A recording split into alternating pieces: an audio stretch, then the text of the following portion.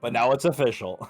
I am All right. happy to be here. I do love you We guys. we segue love in with you. that mid conversation. Greetings, viewers, and welcome to Tales of Winternacht and the Tale of Cybil Spear, Book 2, Chapter 17, our actual play D&D 5e game. I'm Silver, as always. I'll be your storyteller this evening. With me are our esteemed players, Conrad, Saga, Ernie, Jeff, AJ, and Dustin. For those of you tuning in for the first time, or if you've missed a session, we'd like to encourage you to check out our previous sessions, which you can find on YouTube. Also like to direct you to our Discord server to join our community and interact with us. Links to both can be found in the About section of the Twitch channel.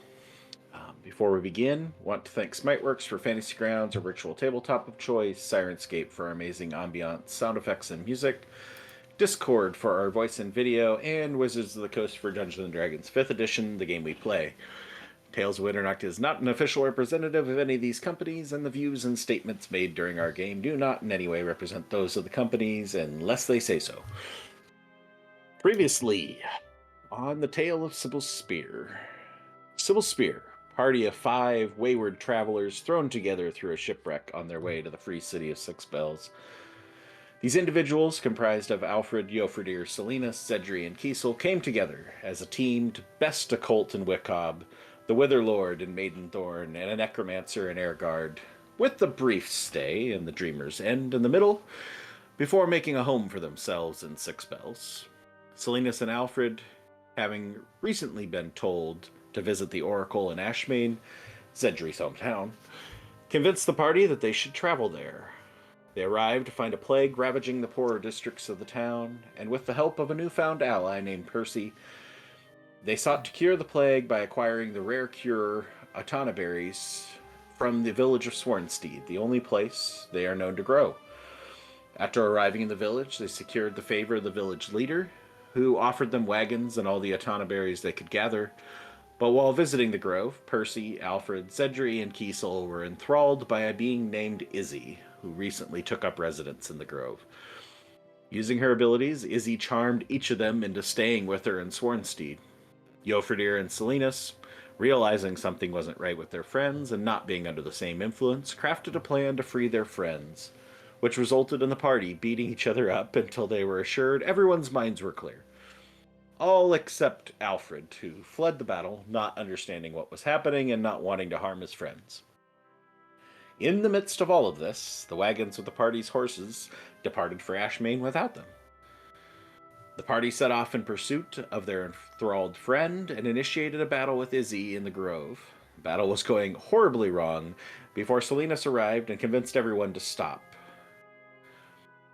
Well, everyone but Jofridir, who was promptly attacked by friend and foe until he dropped unconscious. The sides agreed to go their own ways and leave well enough alone, although not necessarily willingly. Our story resumes as the party leaves the village and begins the long, horseless trip back to Ashmane. Here in Swarnsteed, it is mid-afternoon on the 10th day of Faderman, 296 years after the fall. It is roughly about the equivalent of 4 o'clock in the afternoon as you begin your journey back to Ashmane through the tranquil wetlands of the surrounding territory of Swarnsteed. A sense of coldness shrouding each of you. Despite the temperature being the nicest it has been since you left Ashmane at mid-50s, there's just a sense of coldness going through the whole party at this point. The skies above stretching out, devoid of clouds or wind, and the quiet pattering of feet and soft singing of birds offer everyone a chance to clear the air. But before you get into that, what's everybody doing on the first leg of the trip? If anything. Or if everybody is just focused on, we're all beat to hell, let's just walk. Jofridir's focused on catching up with the caravan, so he probably outpacing everyone a little bit. I guess he should probably be considered scouting.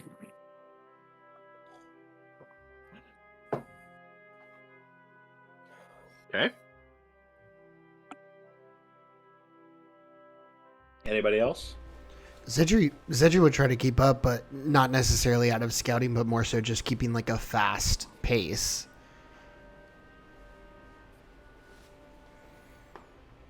Yeah, Alfred is sticking right with Xedre. Are we just moving at a fast pace? I guess so. Well, your offer is running Or- at 40 feet, so that's a little bit faster than everybody else. Not the fastestest. Yeah, not the fastest, but I'm going 40 feet, so that still outpaces some people's walking speed. Mhm. Works out. That paces everyone. Yeah. Worked out so well for you the last time I you mean, ran off. Xedre could turn into a horse and then outpace me, but He you can't. won't do that. He And doesn't. multiple people could keep up. He doesn't have any wild shapes left. Oh. Yeah, I will Xedre's just remind as everybody tapped. that you guys are all pretty taxed as to abilities. Some more taxed in the hit point department than others, but Yeah, we done luckily those that got healing, worms but- on them got healed up quite heftily, so they're good on the hit True. points, but still taxed on the spell slots because you guys have not had a short rest or a long rest since Oh, I haven't all really- of the events of that day. For what's like a spell 9 slot? a.m. Except Whoever me. goes out of rage. Yes, Selena's got a short rest in the middle of that, but And then burned his spell slots all Never over mind spells. again. Just to find out. all right. So whoever is scouting, go ahead, Saga. If you had something you were going to be doing. I was gonna say Percy's probably kind of is actually gonna be keeping towards the back of the group, kind of keeping an eye out for if anything is coming up behind us as we leave, coming from the bush, seeing everyone else trying to focus on just getting to the caravan. She's gonna watch everyone's backs. Keys will do the same. I don't want any people sneaking up behind us or keeping a closer eye than they need to. Okay. Anybody keeping an eye out for things, go ahead and give me perception checks.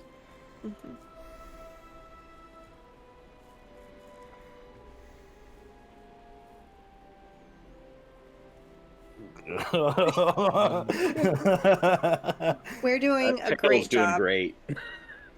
Now, are we on like a dirt path back through the forest, or do we need like proper navigation for us to kind of like stay towards back to Ashmane? That's up to you on what path you're taking. I But mean, we are presumed you exited and headed down the road. are we squanching Yeah. through the mud though, or are we walking on the road?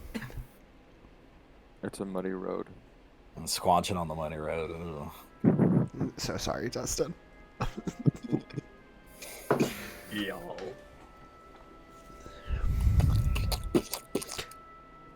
I was getting there. I'll get your squishy sounds coming back. No, that's okay. Okay. All right, Yofrid, since you're the scout out front. It's around. Give me an encounter roll. And I believe...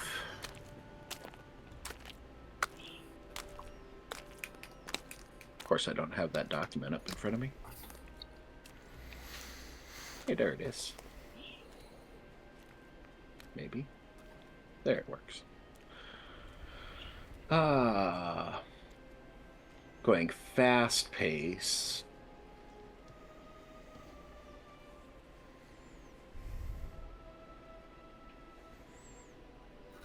Why am I missing the...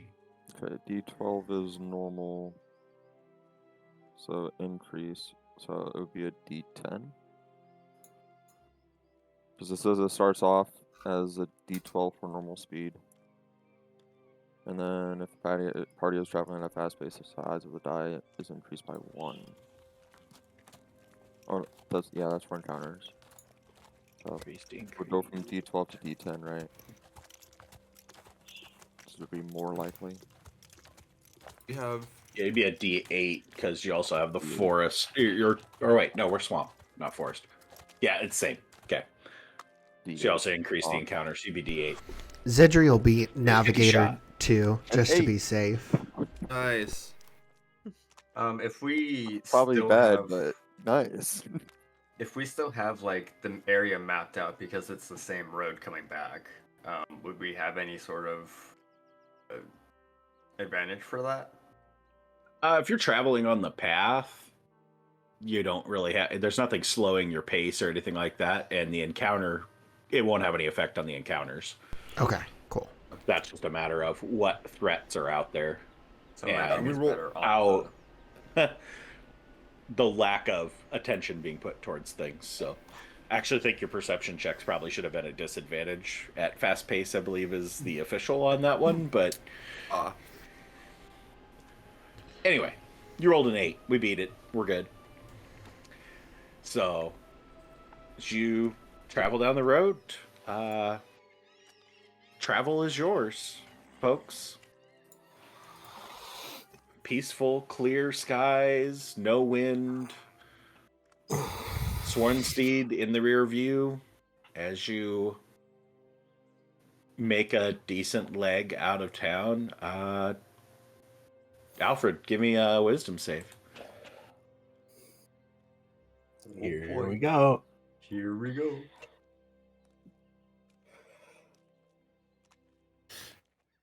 Yeah.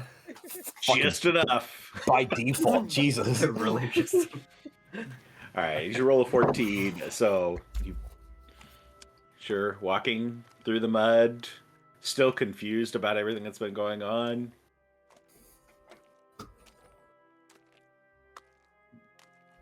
Loose connection. Your long distance call's been hung up on at this point. Has Izzy been trying to contact me in any way during or like as we're going down the road? Not much. There was a couple, like just checking in as you were going down the road, but maybe twice after the last conversation or the last statement was made right as you left. There are short conversations and you just don't hear from her anymore. And if you reach out to her, you get nothing back. Huh.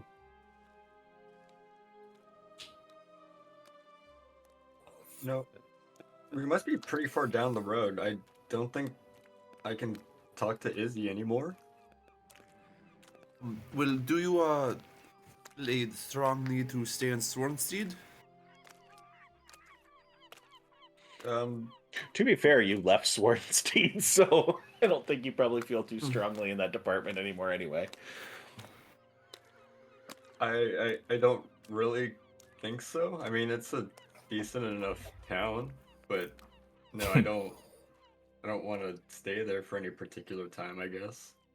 But Hazel, I don't think you need to punch him anymore. Do you feel a strong Anymore? desire to return? No. Okay, he's good. Kiesel will give a sigh of loud relief. Alfred's gonna look between the three of them. What do you mean by punch me? Well, make sure you weren't that he wasn't in your head anymore. Was talking to Izzy bad? She had No, the. I'm not talking to her, but there were other effects. I don't know if you realized it, but that town's a shithole. She had everybody under her thumb. Izzy didn't have Spell. thumbs. Spell. We didn't know that she had everyone. Well, we found that beating the shit out of everybody was one way to do it. To at least break it. And then she almost killed us. So, If you're running axe swinging first. Right. Things kind of make sense now. Wow, okay. So I was compelled to do what for Izzy? I was compelled to be nice to I'm her? not really sure, actually. we were building a wall. You, Yeah. her, and Right. I were doing defenses to make sure that no one could come in, but I'm pretty sure it's to keep people from going out as well. I think more accurately, she wanted us to stay and help protect Swarnsteed. Right. I remember there was a lot of, you have unique abilities, and you guys are so special, and okay. Yes. Felt like an adult running his hair through your head. You know, Yeah, I never want to go back there ever again. Well, I mean, that's not probably the worst idea.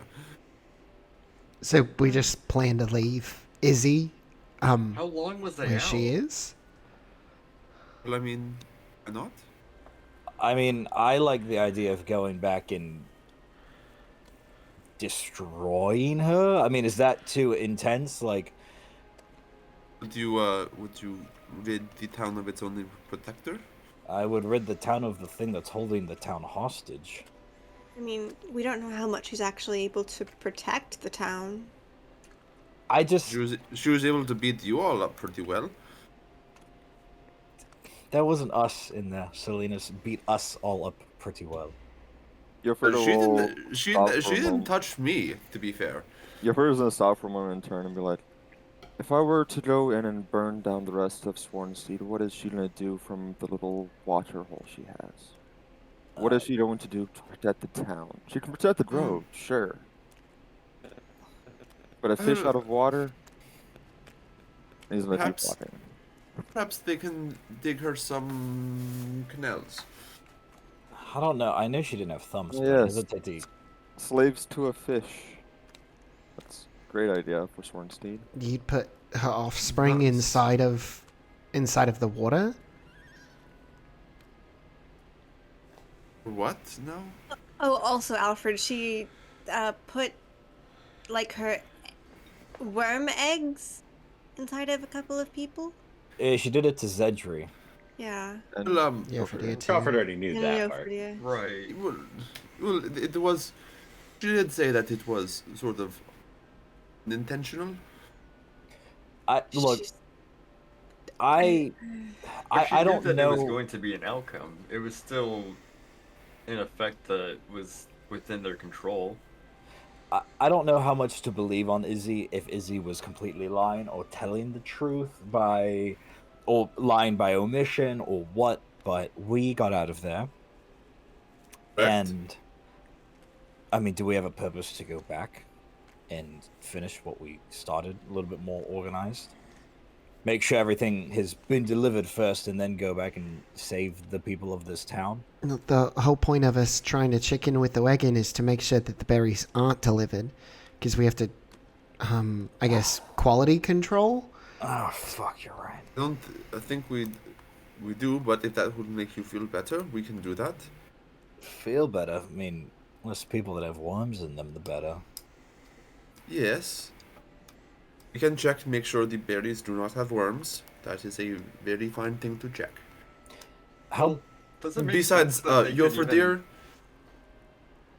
Go I ahead. think that Xedre might object to burning down the town that's providing his hometown with life-saving medicine. we can burn the fish, but just not the town. I'm good with that. it was merely a scenario. I have no want to burn down Swarnsteed. Right, there's If still someone people else that were to live go here. burn down Swarnsteed, what is to stop them? DM question. Mhm. Would Alfred believe that the Atana berries would be a suitable, I guess, biomass to host the eggs from Izzy, as opposed to like an actual living host? Roll me a nature. Oh, fun. Did I make a Arcana? I mean, yeah, well, no, because, what have you rolled in Arcana on what Izzy is? Oh, okay. Is that That was Xedre? me. Yeah. Yeah. And you got limited information. Gotcha. So I would say the Arcana angle of things would probably not apply. Gotcha. Nature-wise, with a 10, That's disappointing. I would say you would probably lean towards in your head not thinking that they probably would survive, but you're not certain. This way, do these berries grow like how like kind of cranberries are harvested and just big water field, or are they on like a bush or Like cherries. Trees. trees? Okay. Yeah, more like So cherries. it would probably be unlikely for them to the worms to just reach up there, kind of thing. Probably Yeah. Well, how big Yeah. are the worms? like half an less inch. than a half an inch long. You'd be in them. Well, But alive if is you are another really thing. insistent on checking, we can check. It will not take that long. Unless you My want to biggest quality concern- control every single berry, in which case that will take a while. My biggest concern right now is there is still possibly something out in these swamps that has been attacking everything coming to Swarnsteed.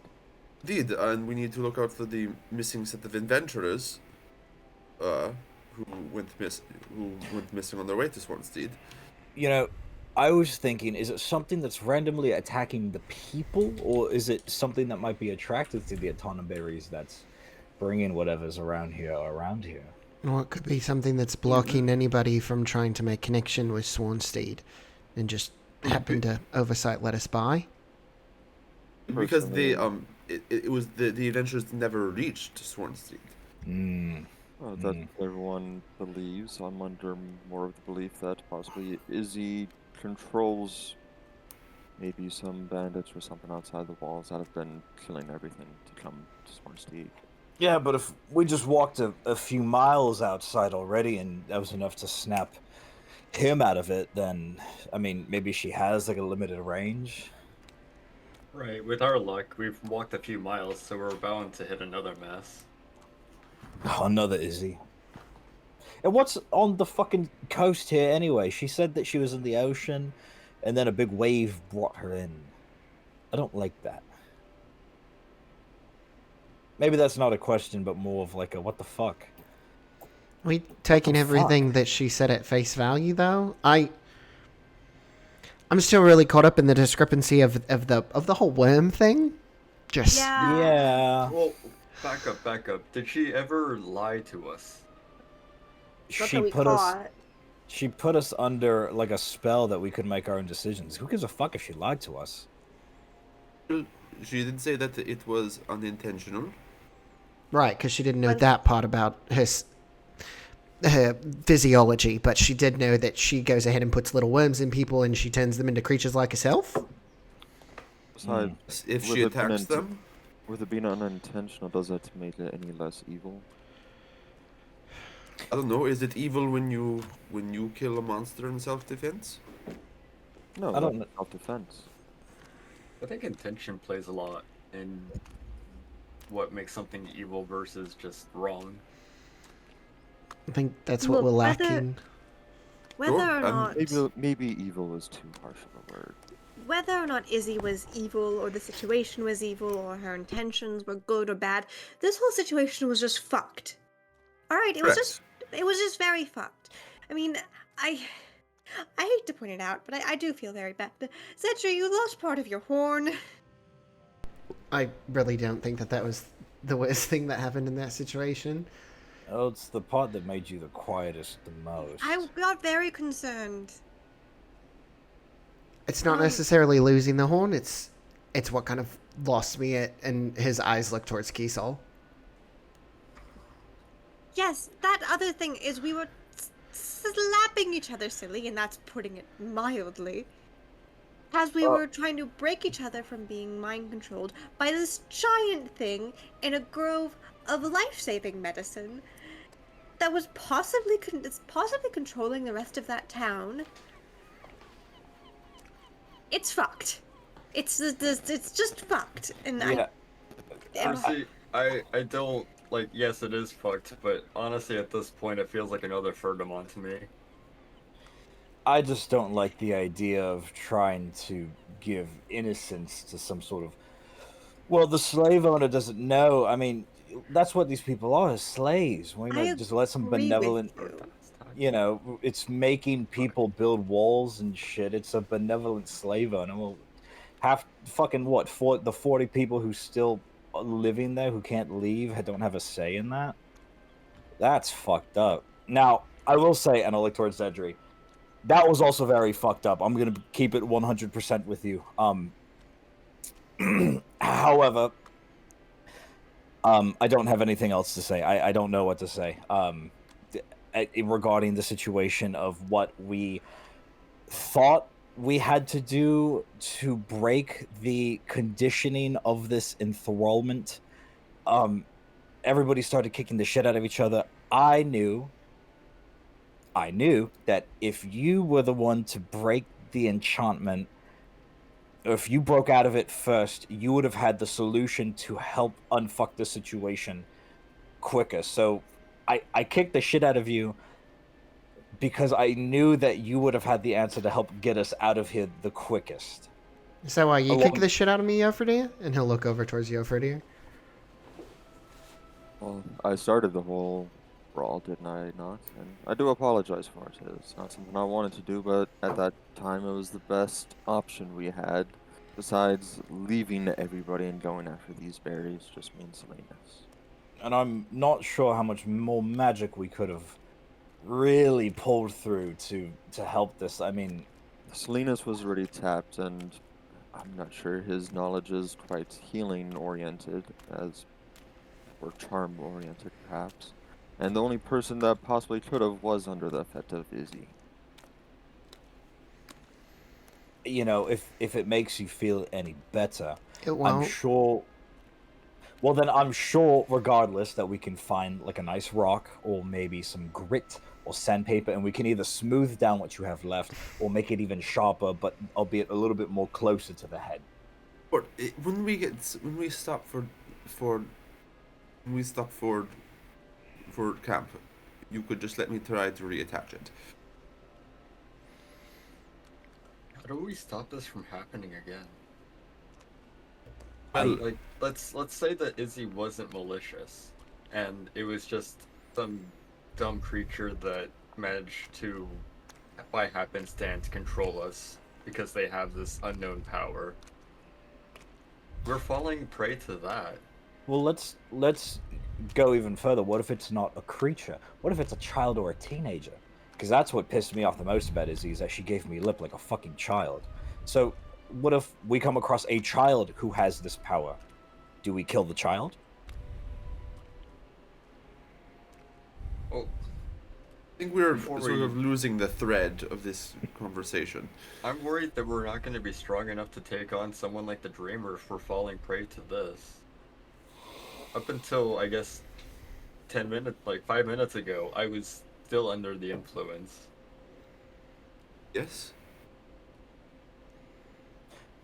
My arcana and my magic and my intelligence may not be the best, but can I reach towards the very corners of the wrinkles of Kiesel's brain to try and hypothesize or even try to fathom thinking of some sort of potion or anything? Is there anything that I would possibly be in the slightest hint aware of that would provide some sort of shielding to this? Any potion, any sort of powder, anything?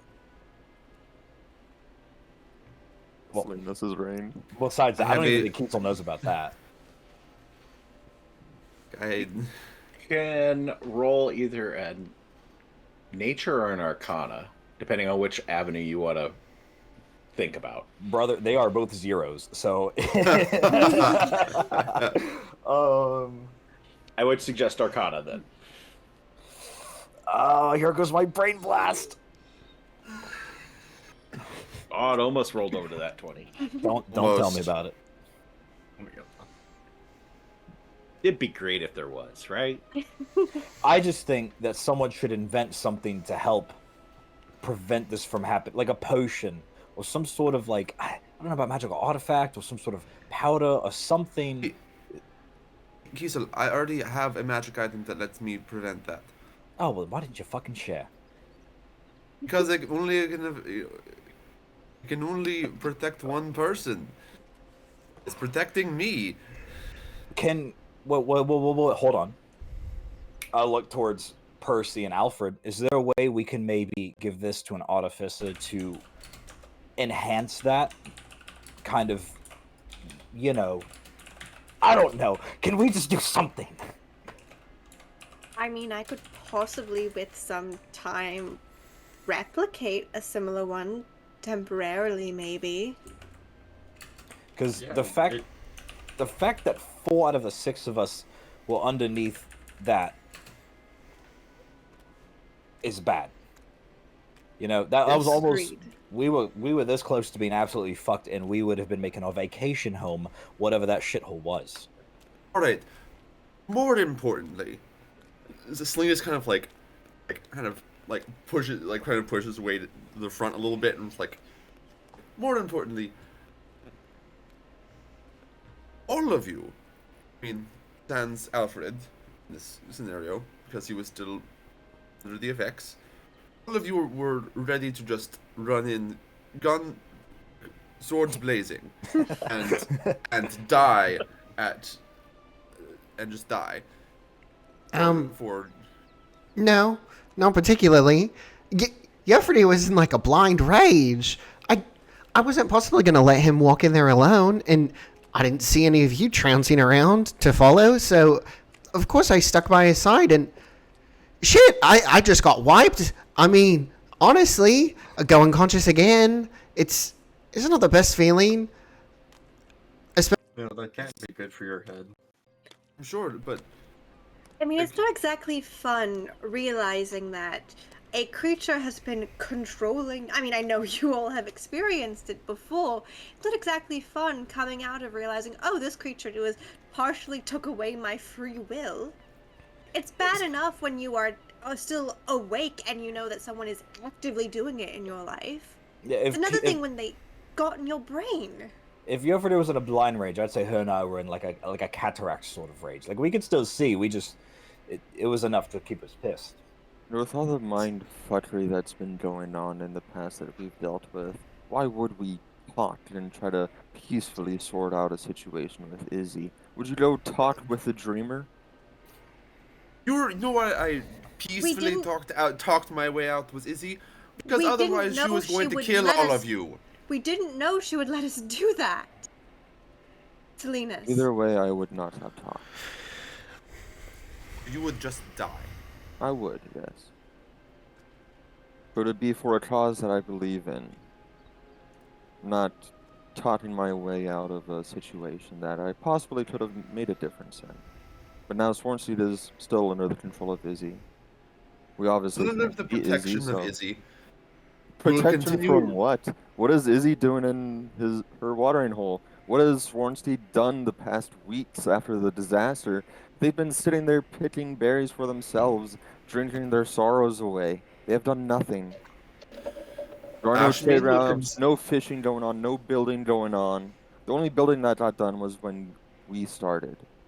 Alfred, Kiesel, Percy. We will continue to... Ashmane will continue to receive shipments of berries. We've cleared harbor. Ships to arrive once again. Yes, we did all of that. What has Izzy done for Swarnsteed? Izzy will keep the town running. How? Keep the berries moving.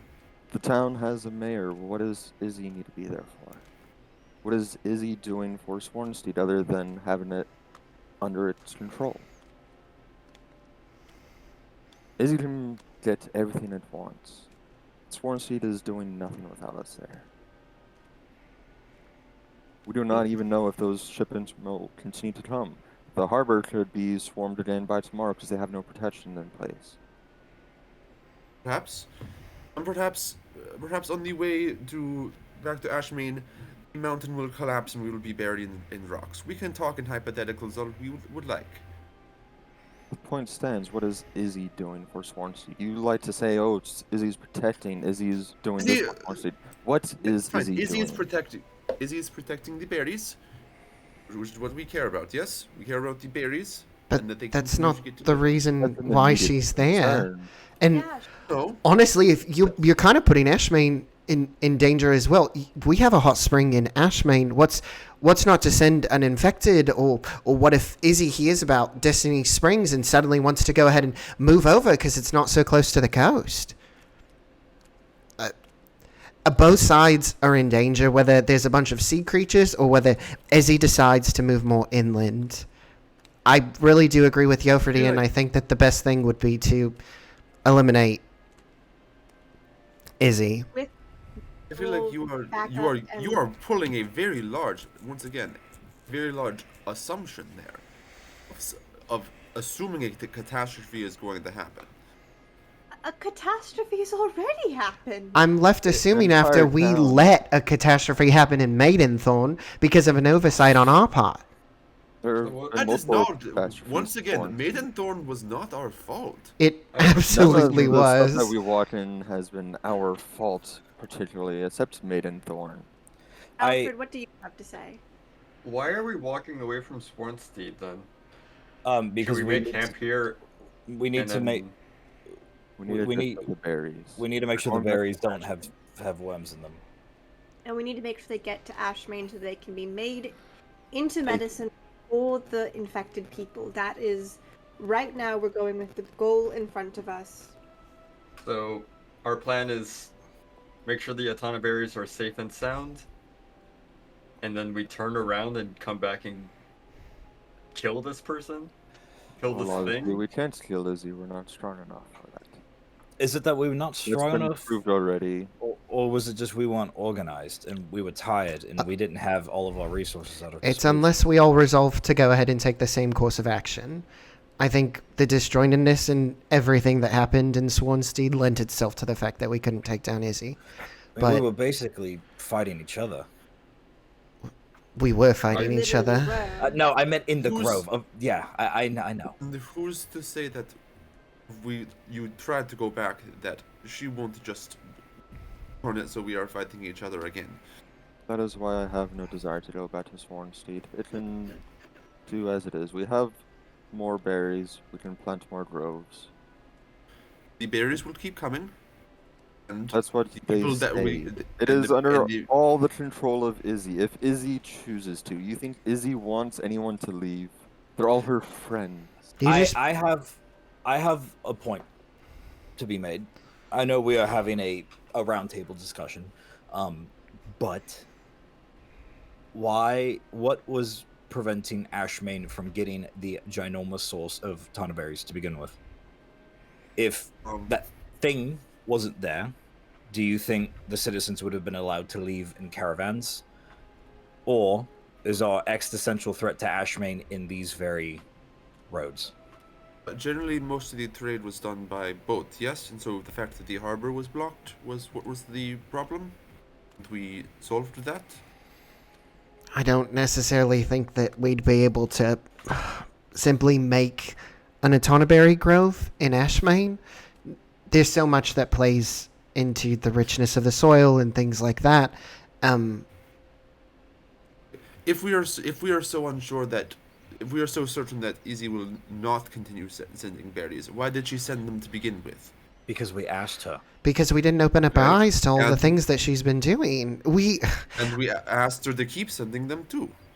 Yeah, but when we asked her, we were, under her friendship hug circle.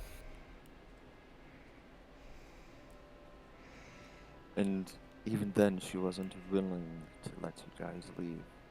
It was just you and me that were going with the berries. And who else? So who else was going with the berries? Who else was going with the berries? That are returning anyways, if they're still alive now. Yes. If you think so highly of Izzy, you can return, but I believe you are delusional, Slinus. I don't think that highly of Izzy. I'm trying to protect the rest of you from going back and getting yourself killed. Like I said, I have any no of the people in that town. Back. I have no intention of going back. I don't give a shit anymore either. I don't think we should return unless we can guarantee our protection from her enthrallment. I don't think that we should rely on magic items then. the biggest problem is the fact that whenever we were inside the Dreamers Tavern, so many things didn't make it out with us, right? Even our memories for some of us. So to be able to rely on something like that and then it just puff and smoke? I will agree to the caution that you want to give to this. However, with one, all of us being fully aware and conscious right now as to what had happened, and Salinas' item preventing him from even coming under her sort of charm, I feel like if we have a way to magnify that effect somehow to where the 6 of us are protected, I feel like she is an existential threat. I don't know if we can fully trust her to keep her word, because, I mean, at the end of the day, those people in Swarnsteed are slaves. And I'm sure that they all have family members all over Caria that miss them, but I do not feel... I don't feel okay leaving these people to be under the thumb of this tumor that's in Swarnsteed. I don't like it. I think it is abhorrent. And I'm not the only one who feels that way too. And you can be okay making these deals but I mean, the people of Swarnsteed are better off with their own self-determination. I don't want to just put us above what is right, or what is good. Because, I mean... When we get back to Ashmane, we have to tell the guild. I'm not even so certain about that. How many more people are we going to be sending to their shackles? Well, I mean, perhaps they're more equipped to deal with it than we are. I don't know if anyone's more equipped than us, but, I mean, we can certainly alarm them. Teasel. It's a big world, but these some big boots I got on. They have sent an adventuring party already that never arrived there. I wouldn't Supposedly. rely on the guilds. I mean, Vareli is not going to help anybody. She's very much keeps to herself. The Oracle is just extremely hard to get an audience with, but that is an option. I was just going to ask, I mean, the Oracle, I mean, I don't know what we need. I don't even know if I have any divine pull, but honestly, getting the management of the gods involved seems the only way that I can think of to bring down hell. Yeah. On Izzy. All we should ask for is protection. We shouldn't get greedy with wrath and things like that. But I was also going to recommend, I know that I haven't been very diligent with it, but training at the Asaphist Monastery. Whenever Xanathy trained, one of the biggest things that she worked towards was resistance to all sorts of things, specifically poisons. But what is Izzy's spell but a poison of the mind? I'm sure we could also consult with them. There's lots of different resources that we have, and we don't have to rush headstrong into this, but I will say that if we don't quiet all of the discomfort that we're feeling now, it's only going to be used against us later. And that might be the end of Cybil's spear. Well then, Xedre, if we manage to catch up to the cart we make camp, would we all like to maybe camp a little close with some whatever wine we have and just get everything out? I'd like that. I do not have any wine, so... I don't have any wine. How do you strengthen the mind? Do you mind to push up? Meditation? Well, Yofir goes meditation. That's my first thought.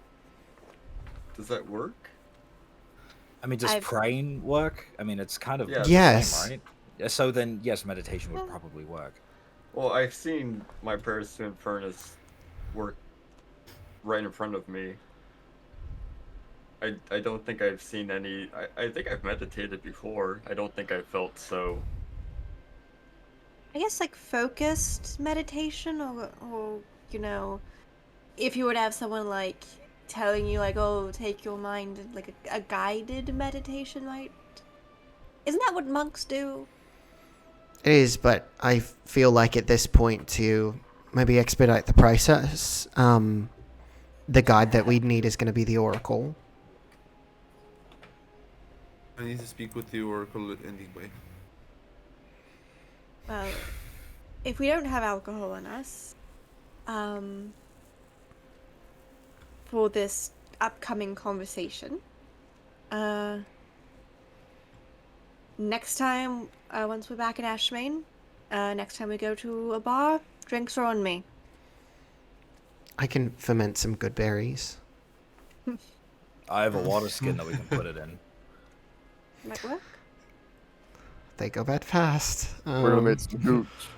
Yeah, the moonshot on the road. We should probably start that now to give it time to ferment. Xedre already has the berries kind of like conjured in his hand. He's going to go ahead and cast it twice.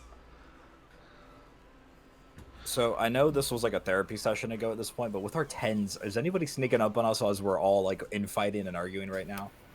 We also did No sign 20 of and anybody. 18. Your 10s. I had a 22. But that was a while back. That was like a conversation and a half ago.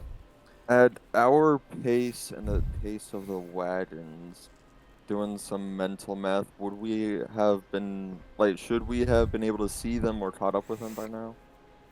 At your pace, Could we even like catch if you them? guys working as a group, not Yoferdir pace, but you guys working as a group are going the same speed as the wagons. Okay. So you are not catching anything.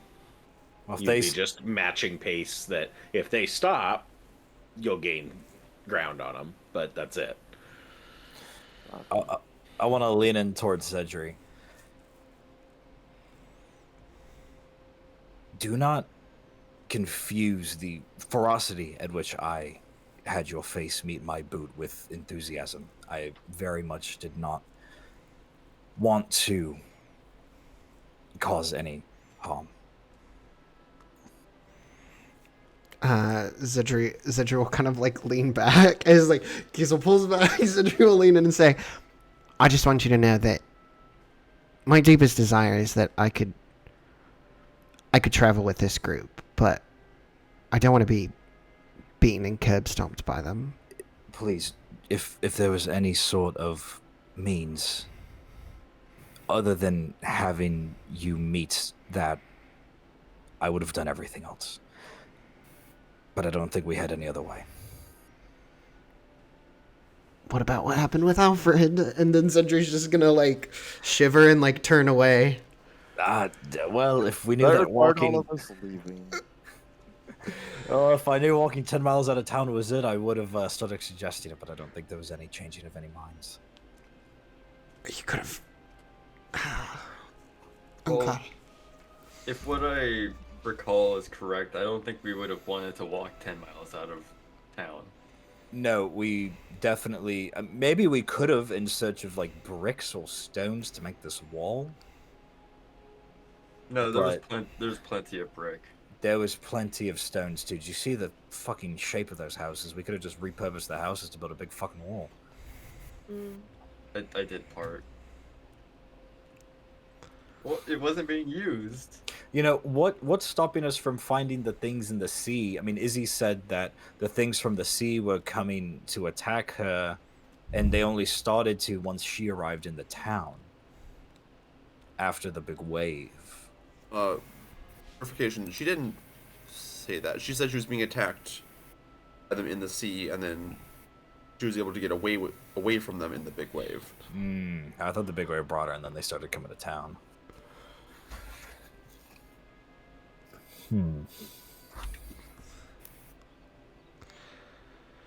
There's so many unknowns about what exactly Izzy is. But I do think that irregardless, she could have been letting out pheromones that were attracting creatures to attack her. She could have done a myriad of things, or it could have been something else. And She could have owed somebody some money, you know? No, I'm gonna mark off that as a possibility right now. But we don't know, and even though a lot of what you have said, Salinas, I do not necessarily agree with, I do think that it's fair that the what if game is not going to get us anywhere. And we can figure out what's in this forest, and I would like to let off some steam. Yoverty, I'm really sorry, but it kind of felt good to hit you. He's gonna try to turn at that and be like, well, if it makes you feel better, you can continue, so I can take it. No, let's not continue. I think we're done hitting each other for now. I mean, I feel like Xedre deserves at least one hit to Kiesel. No, I'm actually fine. I don't have anything to really give. I mean, if you want, but I mean, I took no joy in striking anybody. Only Izzy, but I don't even think I got to strike Izzy. That also raises a question. Did we see any of the... I mean, I know we were fighting a lot of people, but did we see anybody lift up the hood and go, what the fuck is going on? You know, like kind of like what we did? No, everyone there is still enthralled, I'm pretty sure. I mean, half of that battle was fighting the fucking minions. Who's to say that we can't maybe start like a popular revolt, you know, like a people's front, like the Swarnsteed's people's front or something, and start breaking the connection? That's So knock out everybody outside of the grove. What do you want to do? Camp outside of town and start beating everyone that walks in our radius? No, I remember as a child hearing these stories of I don't know. Revolutionaries? No, like there was like a big fucking wall in the middle of like the desert, so a bunch of these people just went around it, started like singing and screaming, and then eventually it just fucking fell. You know, like what if we just set up behind, like in the, I don't know, and we just got their attention, and then they came out towards, and then it dropped, and then we're like, hello. I don't know. I'm just trying to think of ideas that. I think you've gone a little drunk. Then consider this the pre-party then, because I'm full of other ideas. So Could I have I'm your water just trying- skin? I'm just no, please. You don't want to be drinking out of this. We got to clean it first. I just feel like I don't know. I'm just trying to think of an idea that isn't just head on into our, you know, feet first, because obviously that didn't work out very well. If we can find other ways to. I think once again, I'm going to repeat what I said before. It is no longer our problem. If the whole world burns, but we're kept safe and everything's fine with us, then what's the fucking point living in this world, Salinas? If all of us are fine and dandy, but the rest of the world is under the rule of tyrants and dreamers, then why do what we do? And Is the rest of the world under the rule of tyrants and dreamers? Tyrants, yes. Dreamers, not yet. And Izzy is just a start in a very small town. Squash evil wherever it rains of the world. Live to fight another day? Definitely. This is what we have to do to fight another day, but I don't want to not fight another day. I want another day to come and us turn her into the finest of calamari. All I am saying is pick your battles. I think this one's kind of been picked. I feel like many people here have been crossed to the point where they feel like revenge is the only option, and it might not be the smartest, but the catharsis can be a powerful tool. And Percy, Percy, I can't deny that I am very sorry that you were involved in all of this. I mean, another story for the taverns. That's all I can say. Only thing On that that needs to be note- picked in Swarnsteed is berries. Yes. As you guys continue this conversation, notice that you're starting to see the first stages of dusk set in as the sun is starting to set behind the Rider Mountains off to your right. The terrain starting to give way from the swampy squishiness to the more open air forest and you start to have a few sprinkles of rain.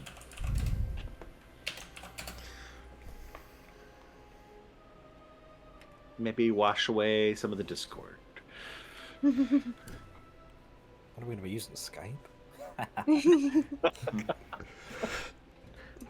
Right, Google.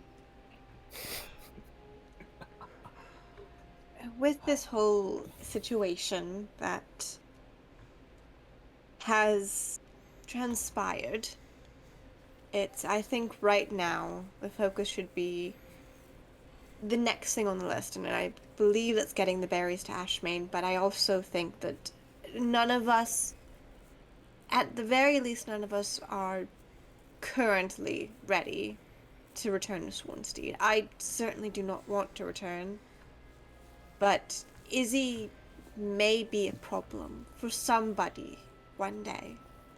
Or for a lot of somebodies. For a lot of somebodies, possibly. And I think that is a consideration we need to keep in mind for when maybe one day we can fight her. But I don't think that day is anytime soon. I think there's larger issues in front of you all. Indeed. Right now, I just want to get back to 6 spells. That'd be really nice. Oh, same. I go to a nice tavern, get a drink, go perform, sleep in a warm bed. That is the first good idea I've heard out of many of you all day.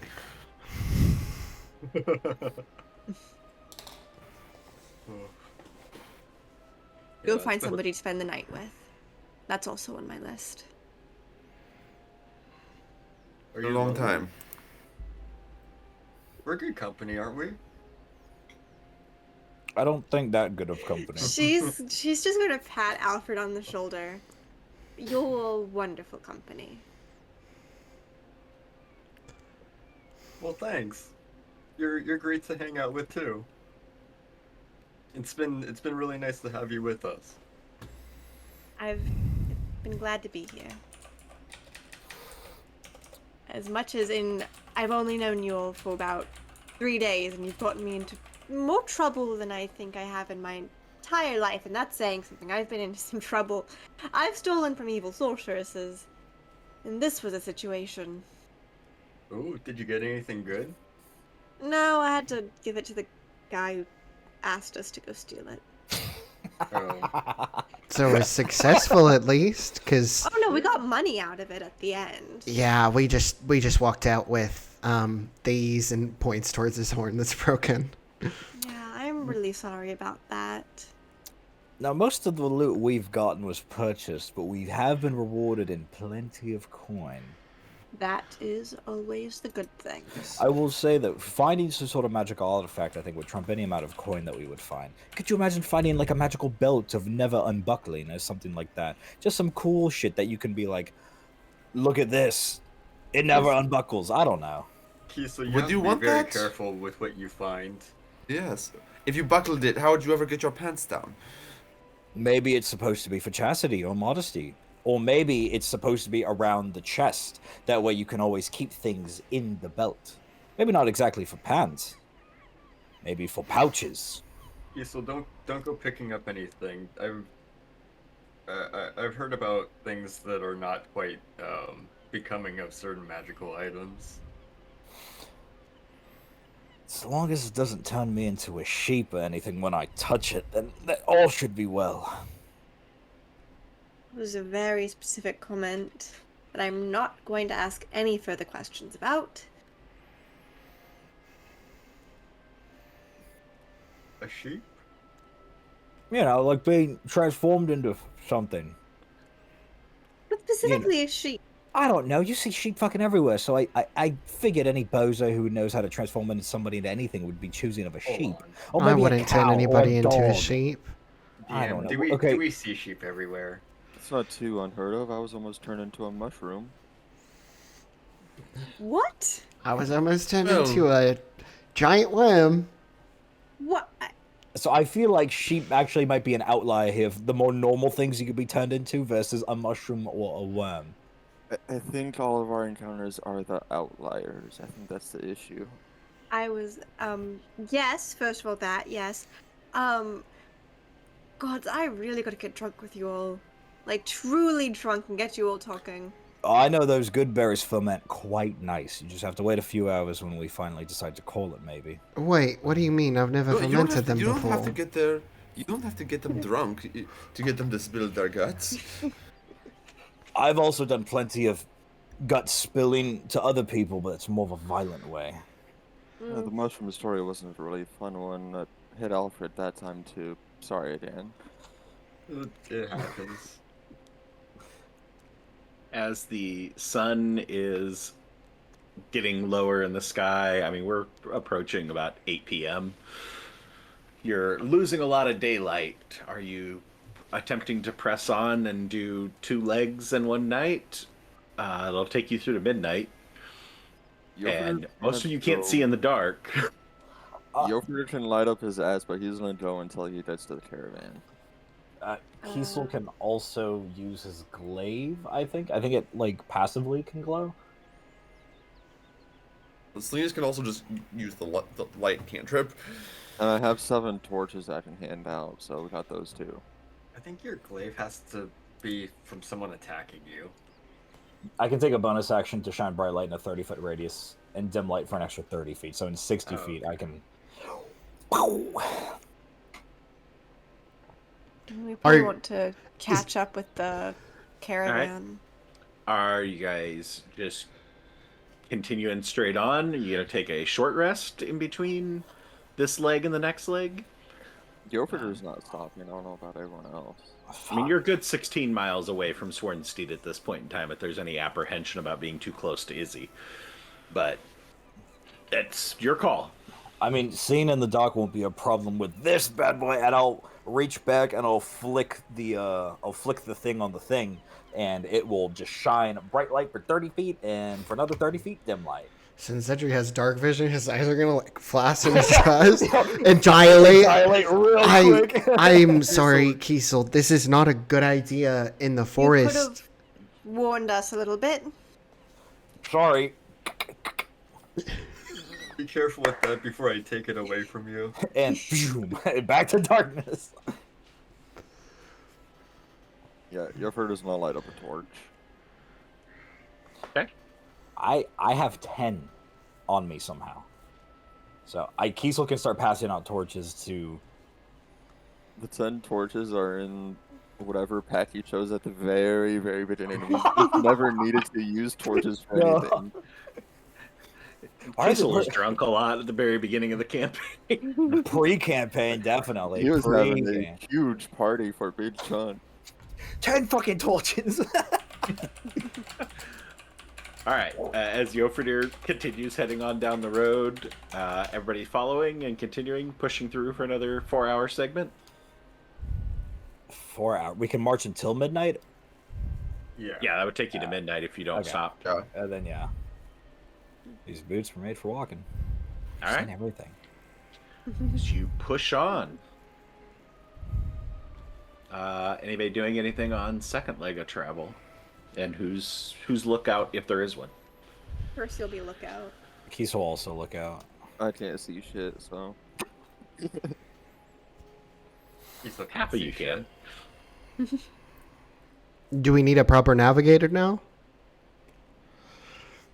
Xedre's willing to take up the mantle. I mean, you're gonna be you're pushing on in the dark at this point, so probably wouldn't be a bad idea for somebody to be acting as navigator.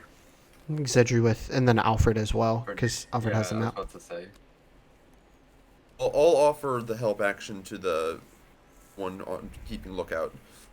Alright, so I get advantage. Advantage. Are you guys still doing fast pace? Yes. I guess Okay, so. so it'll negate back out to a normal, because you guys all should have been disadvantaged on the last one. We're just trying to keep pace with Yofer at this point. Yofer can go all day. He'll take exhaustion, he don't care. Ah, shit. Okay.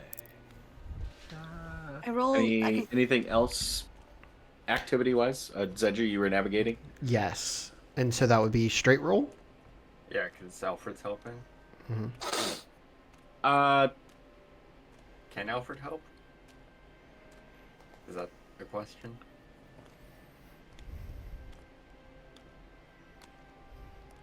I'm reading it quick.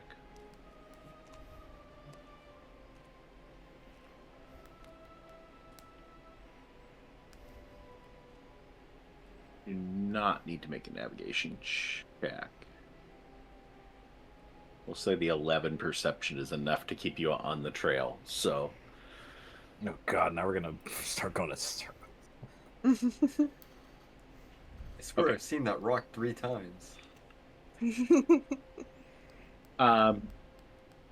Temperature drops a good 10 degrees. You're about mid 40s now, and the light rain picks up from the sprinkle, turns to a little bit heavier. Not heavy rain, nothing that's like taking away from your ability to see things, but definitely a less pleasant walking environment. Not muddy. That's an improvement. Not getting trench foot or anything like that from walking through the water, but light rain, low winds, and night air. As you travel in the dark and push forward. Percy, give me an encounter roll. That's gonna be a D6 since we're in the dark. Wonderful. Why? All right. I'm sorry, Five guys. is- No, you're good. I think. Pretty sure it's 1 through Hey. 4 is the problem. You're 4, yeah. So you just missed 2/3 chance of failing, and you succeeded. Nice. Alfred will give Cybil a little scratch on the ear. Oh, Feeling the that's good where wind. she's been. Waning light Walking of right the next to evening. us. The forest is shrouding itself in shadows as night moves in and you move into full-on night as you continue your travel. Thickening clouds above, distant sound of thunder accompanying the light rain, and the mid-40s temperature as in addition to the light rain, it makes it pretty miserable walking conditions. Visibility is very poor beyond the immediate path in front of you. You can keep on the path, you aren't losing your way or anything like that, but trying to see down the road to see if you're catching the wagons or anything like that is very, very difficult. You know, if it's okay with everybody, I'm not joking about the 60 feet anymore of light. It probably might help us even prevent getting snuck up on. Yeah, I think it might actually be a good idea. Just let me look away from it first.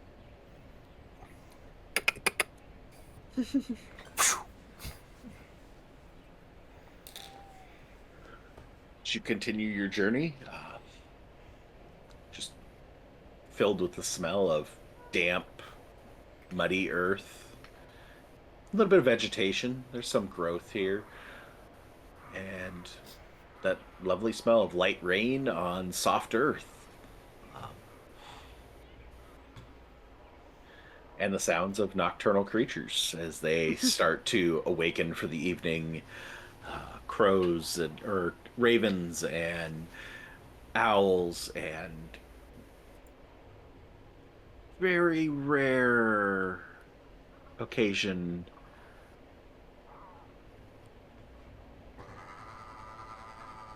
of one of those off in the distance. A not pleasant sound to hear, especially if your name is Xedre. What the fuck was that? Xedre, do you know what that is? Did you hear that? Can I confirm what my suspicion is with the check? Oh yeah, you know that sound. It's burned into your brain. Okay. Was Don't even the have to roll. was the creatures that attacked us before? Let me see if I can find that. Yeah, as you are in the rough vicinity of where you guys camped that last time. We really might want to keep an eye out, especially tomorrow, for the, other adventurers or bodies of the other adventurers that were Yes, sent we through. really probably should have been doing that today too. We're If tired. being honest. I think that the day has been very draining, and it honestly would have only slowed us down, and I don't think we would have necessarily found anything, just being honest. Besides the fact that our biggest concern right now are these berries. I don't think I could have looked for anyone if I was lost myself. The missing adventures were always more of a side thing. I mean, yes, I think we should find them, but It's also the money maker,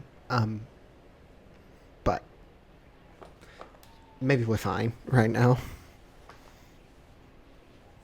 You guys are having this conversation. Percy, you're still the lead perception person, scout at the yes. front. Give me a perception check. Kiesel, by the way, is holding his glaive like a flame bearer, so I haven't 20. heard. There's a 2 in there. The night tusks are gonna get us. You are all passing this conversation and looking back and forth to see what people are saying and seeing people's reactions as you. A much lighter conversation than the first leg of your journey, but still a little bit of apprehension as you hear the sounds off in the distance. Xedre, I imagine, a bit on edge. Don't know about anybody else, but there's a kind of our eyes darting in all directions because you have no idea. Anything can come out of any direction when you're in pitch black. Even with that nice big globe of bright light that's being shed, as you all are probably aware, if you are standing in the middle of bright light, when you hit the edge of that bright light, you don't see shit. Yeah. So it's great for seeing the spotlight right where you're at, but you are there could be anything anywhere. Having dark vision would make it even worse, is because And Kiesel, you're up front too with shedding this light, being the torch bearer. I wouldn't say up in the front. I would say more like in the middle, kind of in the middle of the pack, so it's a more even spread, so it's not, So Percy is the loner out front. Give me a dex save. Oh, amazing. Good thing I'm good at those. 16. 16. Go, and just the last second you have to kind of pirouette out of the line you were walking in as you come across one of the wagons broken down on the side of the road. The wheel's missing. It's as you look around in your circle of light, catch sight of the wheel broken half, laying out up the road a little bit, and berries spilled out across the ground. No sign of any individuals with it. Wagon tracks continue to lead off down the road further from the remaining wagons, but this one has been left behind as broken. The berries are on the floor. Are there worms? Give me an investigation. And did they leave the horse, or is the horse gone too? There's no sign of any horse. No sign Okay. of any living creatures. So they're not in your- pieces of shit. All right, cool. You said Finally. living creatures. Are there non-living creatures? Seem like berries. Don't see any signs where anything has invaded the berries' outside texture. Want to taste one? Try one out? But everything seems like, oh yeah, they just broke the wheel and just kept going. Not like, oh yeah, they might have been attacked too. No sign of any of that. You can give me an investigation as well, for deer. Sure. While Kiesel's checking berries for signs of unnatural Nice. life. I don't want to grab a berry and feel something inside it like twitch. You know what I mean? So I'm Everything's check. fine with the 15. With the 18, yeah, all signs point towards wagon broke down. Presumably, they didn't have the ability to fix it, and kept to their mission. Fair enough. Are we about at the point of wanting to rest, or at what point in this leg of the journey are we? Is it midnight yet? Yeah. It's about 11. Jofrid's on a rest when he gets to the wagons, so whether that's Oh. midnight or not. Well, we found one. Is there like a crate of berries that we can carry with us, or is it all kind of strawn out? Well, yeah, I was saying, do we have the opportunity to fix the wagon and bring Just it about with to us? And pull the wagon through the mud. It's not that muddy now. Well, I mean, it's raining, so I mean, I don't want to volunteer anyone as a beast of burden, but I mean, Is this it's not like horse. a full size wagon, or like a little hand cart kind of thing, or how big of a wagon and how much possible weight are we we'll talking? be talking about a full size, like a covered wagon style No. wagon, just Yeah, no cover on we're top. not gonna pull this. Yeah, Sorry. pioneers rode these babies. There's no horse left with it. No, they took the No. horse. I'm strong, but not that strong, and I'm tired. If they, I mean, if they took the horse and there's no creature that ate the horse, and they're definitely going to be faster with 2 fucking horses. Xedre's gonna go ahead and start picking up the berries and just kind of hold them in his hand towards the rain and let them wash off. And then he's gonna start dropping them in the bag of holding. Alfred will Smart. see him and then do the same. He'll mimic the action. Yep. Percy will Alfred help will as help well. out. Well, DM, are there some that aren't on the ground? Or are there still some that are in Oh the yeah, there's cart? plenty in the wagon. I mean, the wagon's just kind of tipped, Yeah. but they Perhaps were we could- full. You guys had filled that thing with your, well, some of you did, while others were playing music. So Perhaps we just could start with the ones in the wagon. To put them inside of. He's gonna hold up the bag. The Just start crates. dumping. You want to just scoop the bag through the wagon? Yeah, but I'm saying instead of picking up one by one from the ground and washing it off the dirt, one's on the wagon already clean. I suppose. Xedre will try to crack the top of one of the crates. And then he'll but just they're start- open crates. They're not. Oh, they're sealed just from the open top. crates? Yeah. Then Yeah, he'll just open scoop crates in that got set in there. scoop in with the bag of holding. That's fine. And then as he's doing so, he's just going to try to give like a cursory glance. Kiesel's glaive is still going, and Kiesel was near the fallen berries. So do they match normal berries? It's like still the cherries with the white specks and all of that. Give me an investigation. Their fate, a ton of berries.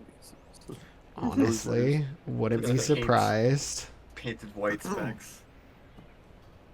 They are the little orange berries about the size of grapes with little white specks,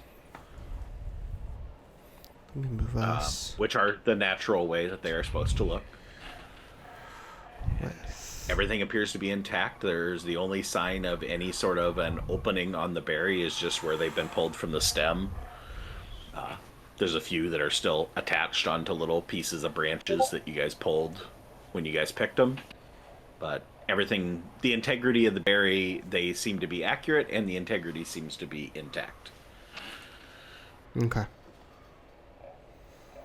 Nice smooth recovery there, by the way, AJ. Solid. About how many berries, like I guess volume-wise, would we be able to stuff in our bags? Without it hurting the bags of holding. Yeah, how many breadsticks can we get in before Olive Garden notices? 500 So a bag of holding pounds. is 64 cubic feet and up to 500 pounds. There you go. It'll take you a while, but That's a there's lot of berries. 627 berries you can recover from this wagon. How much does each berry weigh?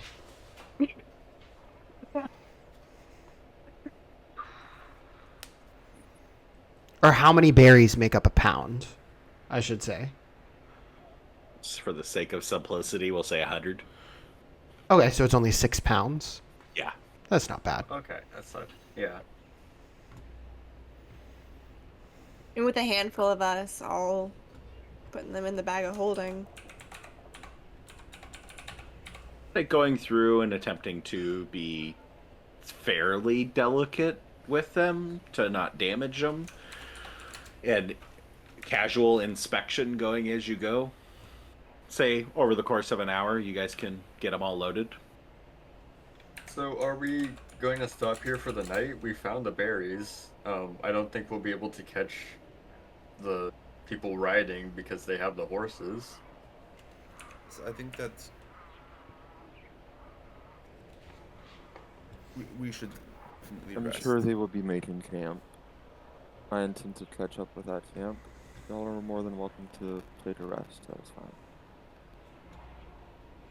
Jeffrey, I don't think you should go out there by yourself. No, I mean, and what we're going to walk all night and catch up with them, and then That's my stop plan, and yeah. rest while they leave without us. No, we rest for the rest of the night with them, and then leave with them. At least they have some sort of protection. Them not lone civilians. What good of protection are we going to be if we're exhausted and depleted in skills?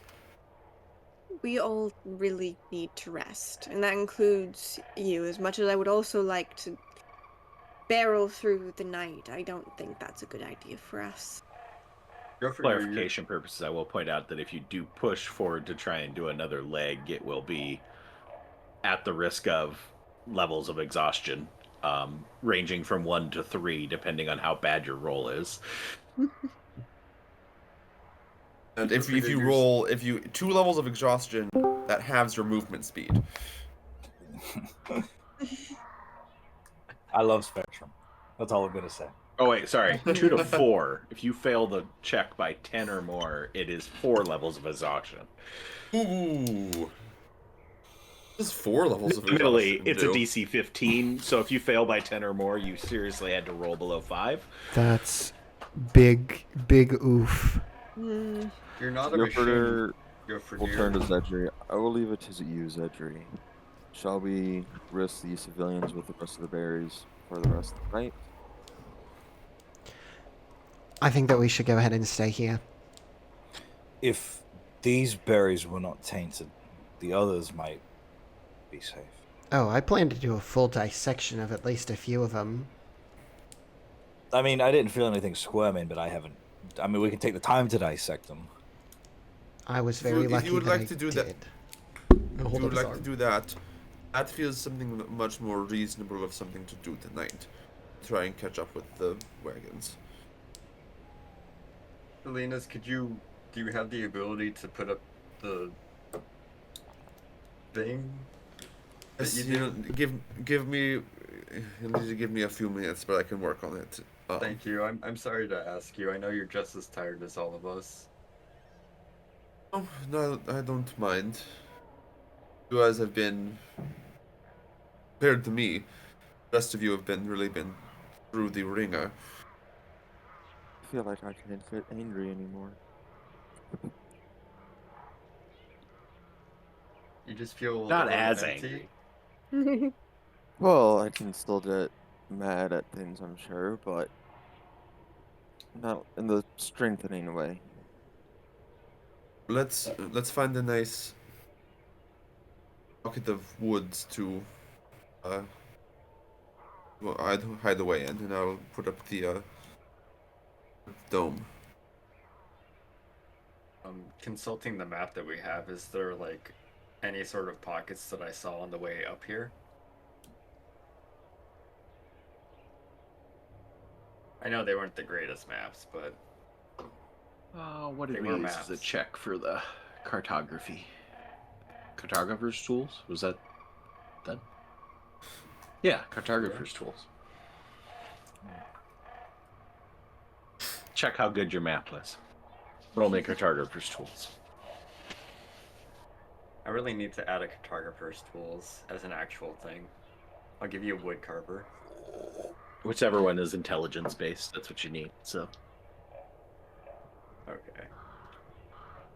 Swap it over.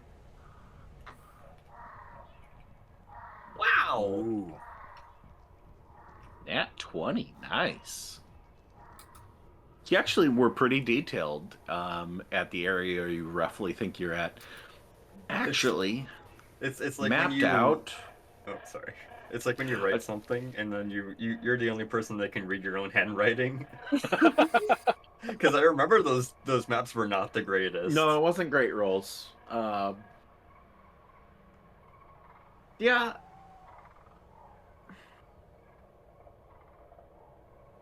You have marked right in the vicinity of where you think you are a little path that leads off into some sort of a little clearing that could be seen from the road.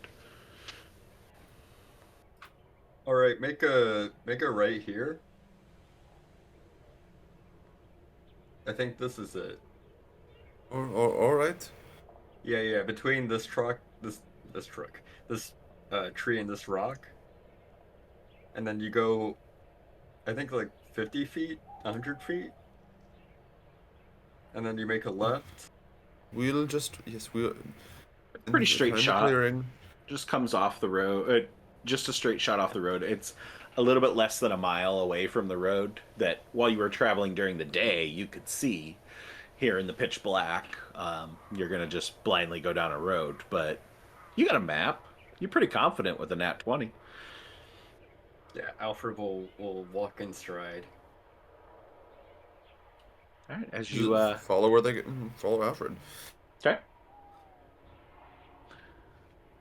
As you finish picking up your berries, following Alfred, who's leading the way with his lovely map that he created, and heading off down this path out into the darkness, not being able to see much further than where you're at. Alfred with a little bit better with his dark vision, looking through the grays of the darkness out in front, and the light rain continuing, making things a little bit soggy as you pass through a pretty overgrown path, but still well tread. Alfred will go ahead and take out his scimitar to clear the way. It's more so like getting up against your legs and stuff and having to push through bushes more than it's like really Not vines. full on overgrown. People have been through here at some point in time in the fairly recently. And you get a ways down this path to the point where those behind you would be reasonable to think you don't know where the fuck you're going. As you've walked a good long ways and no sign of anything but trees on every side of you,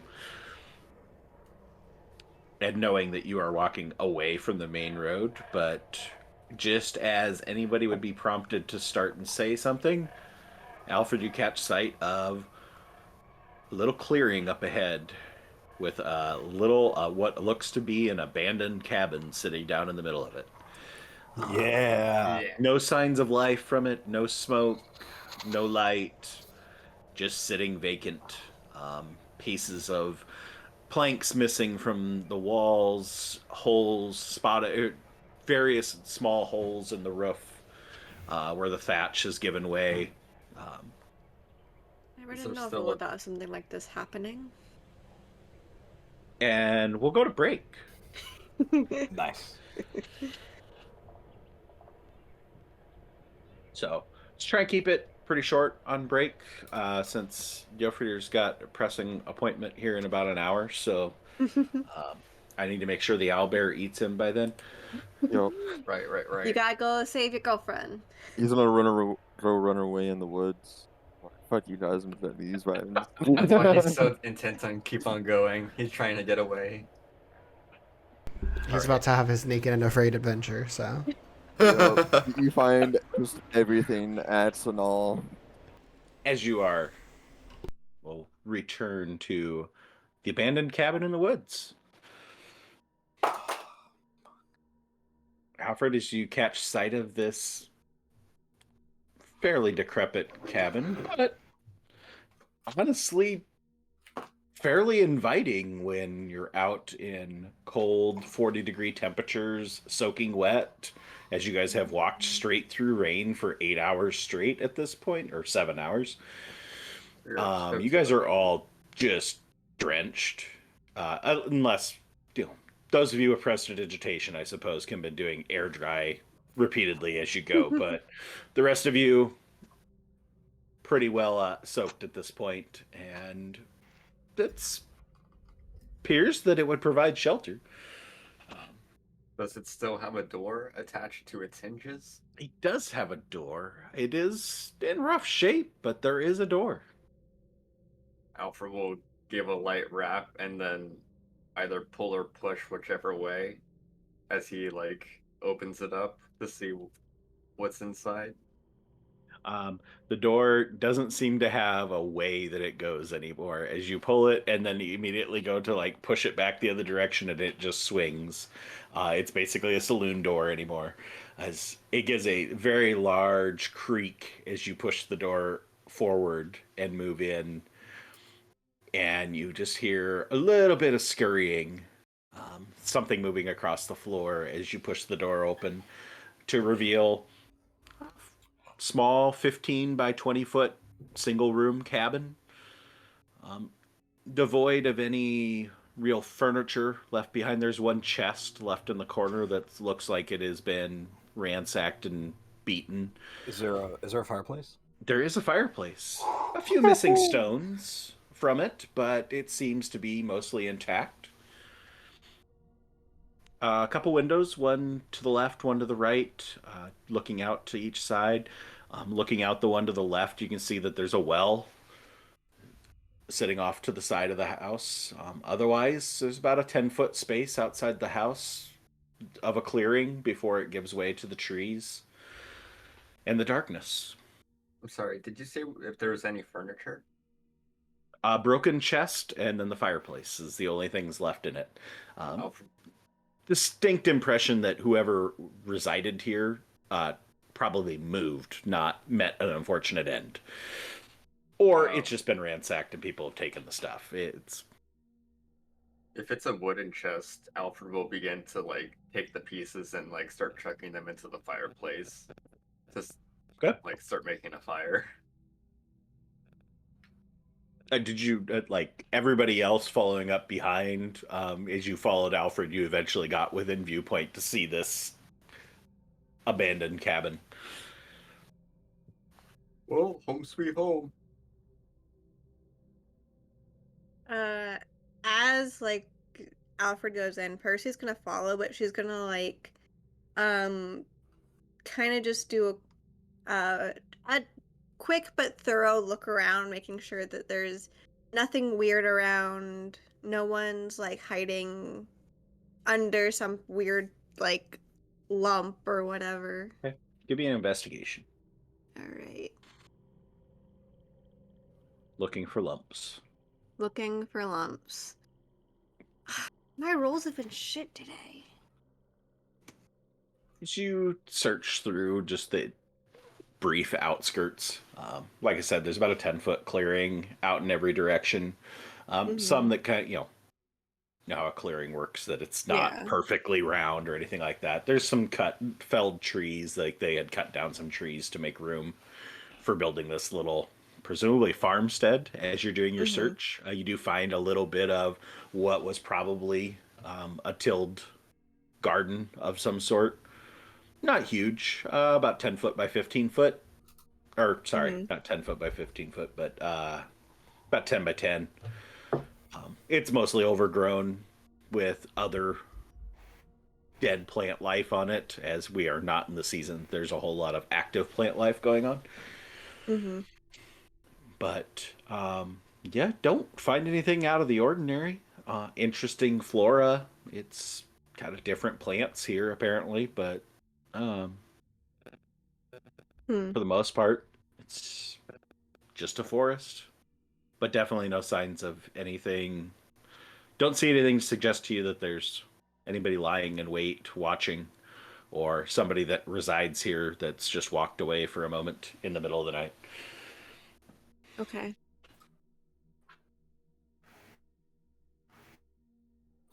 Well, what a lovely place to rest for tonight. Are we still thinking about drinking wine, or is this a little too sketchy? I know it's 4 walls and a floor. Well, there is a floor, so there's no fear of ground sharks. Is there a fear of sky sharks, though? We're sure the roof is fully patched. How much of the Still rain is some in getting the through? dome in here if you would like. Very little. It's like 3 little spots that are about 9 inches in diameter at max. We could have that as security. Can I reserve that I don't... I would like to not take watch tonight? I don't mind taking the first watch, to be honest with you. I'm not the most beat up, and I'm not the one relying on magical abilities, so I don't mind staying up. I'll take the second watch. I'll go ahead and take third. Oh, Kiesel, make sure to grab the goggles off of Yoverdeer so that you can see during your watch. Oh, sure. Completely forgot about those. Do I Good have call. to meditate or spend time with them so they work, or can I just slap them on? I think you just put them on. Oh, I can take the last watch. Case. Well, then Percy and Xedre can have a quiet night's sleep. I won't be sleeping the whole time. I'll still make sure to go ahead and brew up the good berry wine and stuff. I mean, I am going to rest, but should you need any help with anything, please do not hesitate to wake me up. Alfred, give me an investigation as you're picking wood from this chest. Investigation. Everything's a mimic. Yeah, fucking honestly, this house is a mimic. Just ordered WizKids put out a miniature that's an outhouse mimic. I had to buy it. So cruel. I'm not taking a dump, huh? Talk about having a shitty time.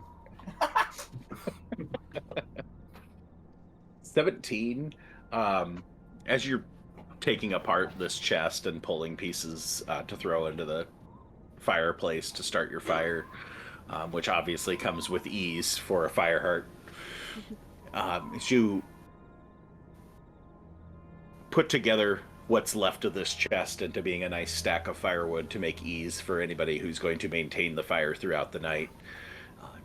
Looking back behind where this chest was, you notice that there's a little bit of a cracked, broken board on the floor. Alfred will begin to worry at the board, see if he can uncover what's going under it. Let's see. So what as tools you do I have some mess woodcarver's with the tools. plank, you don't really need a tool. You just kind of pick at it with your hand. You're able to pull up a plank off the floor and find underneath it some goodies that somehow have managed to remain undisturbed in this cabin for this time. Just camouflaged underneath this chest.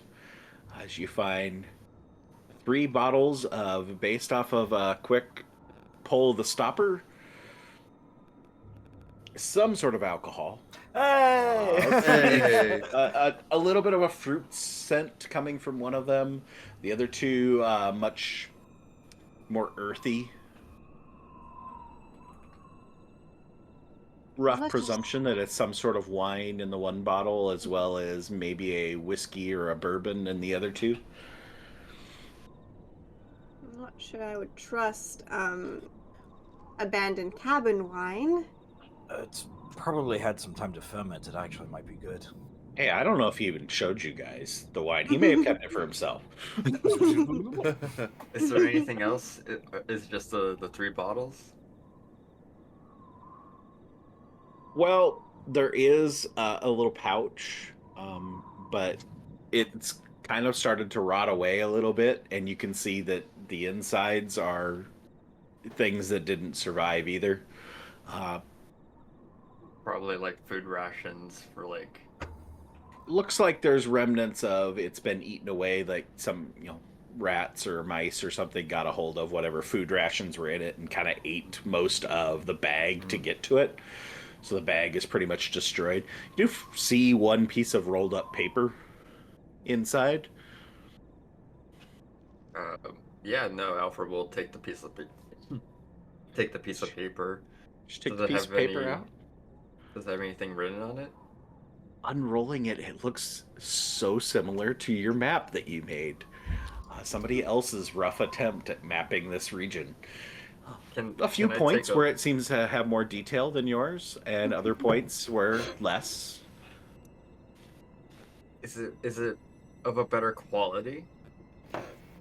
No, due to the age and everything that's there, it's in really rough shape. But you might be able to steal a couple notes off of it and add them to yours without Yeah. much effort. Yeah, Alfred will go ahead and do that. And as he finishes up that, he'll call out, hey, Kiesel, come here for a second." Yes. Alfred will turn around with all 3 bottles in his hands. Want to get drunk? Do I want to get drunk? What a stupid question. First, if you don't mind, maybe lighting up a personal smaller flame, just so we can check for any sort of sediment.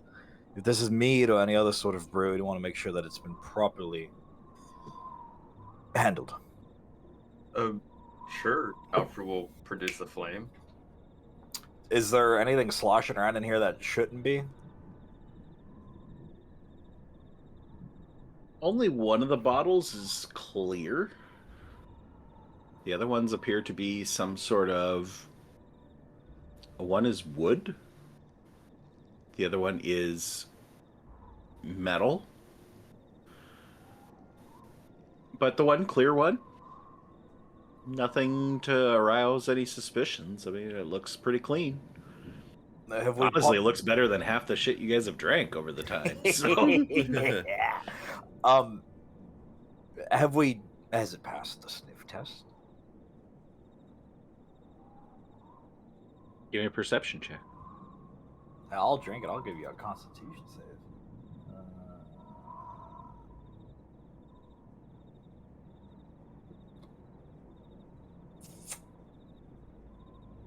Smells all right.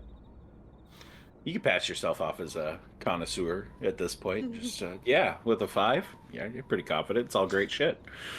Not to brag, but I'm something of a connoisseur with this kind of shit.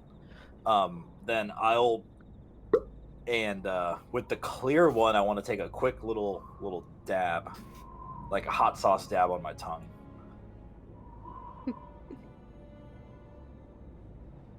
Not bad. Not bad. Is it strong? Is it weak? Is it smooth? I mean, it's not, not lighting a match on my mouth or anything. That's honestly of pretty high quality. It's above grade of most of the places you've been to. Honestly, haven't really had access to something of this high quality since a long time back. This is some gourmet shit. We need to gather round and start spilling this. Should we really be trusting wine from an abandoned cabin? It's probably here for good reason. Somebody had it so good, they didn't want nobody else to find it. Yep. Guess Why even wouldn't we less. trust it? And Yofri doesn't want to grab the bottle and take the swig. Alright. A little bit of a bite as it goes down, a little burn. But it's damn better than anything that got in Torslin. This is some high quality whiskey. Who's next? Alfred will open the other 2 bottles, hand one to Salinas, and then take a swig out of the other one. Which one do you keep? Did you have a glass, metal, and a wooden bottle? He has the glass bottle, I guess. The whiskey's in the glass bottle, so you have Whiskey's the in the wooden and the glass. metal. I think Alfred would have kept the fruit wine. Okay, that'd be the wooden one. The wood. Okay. Yeah, he'll hand the metal container over to Salinas. What? I found it. It's.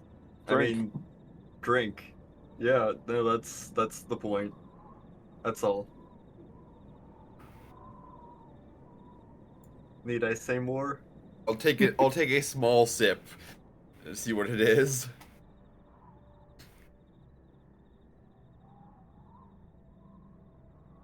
It's. What's Salinas' preference towards alcohols?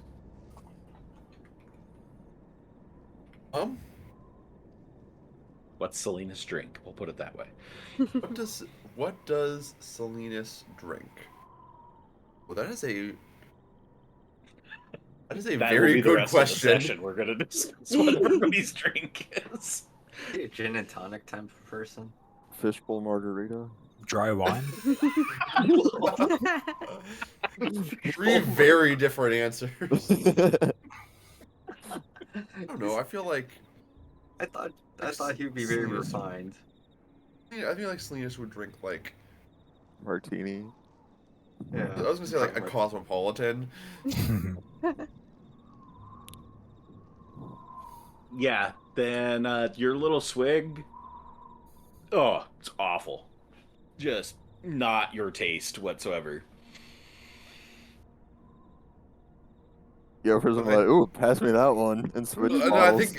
I think this one might be bad over there. I wouldn't touch that one. That means it's probably good. And how's the fruit wine? Not bad. It's a little bit on the sweet end. Definitely more in the neighborhood of cheap fruity wine, or what would be considered cheap fruity wine, but it tastes really good. So Alfred's nostalgic. you gave the wrong bottle to Salinas. It was. After taking a swig, Alfred will hand this one to Salinas as well. This one's quite nice and palatable. Kind of nice citrusy. It kind of, it's like lemons, oranges, limes. What do we have?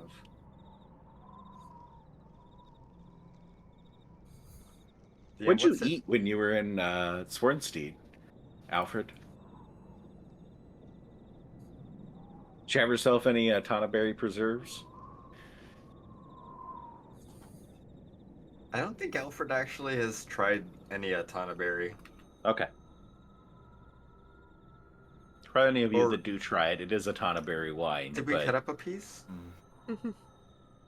Yeah, there was a piece, but I don't remember who all ate it. Record keeper? No, I don't think Alfred did.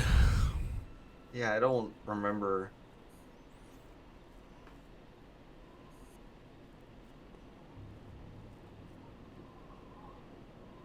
All right, you have a nice fire built, passing some bottles around.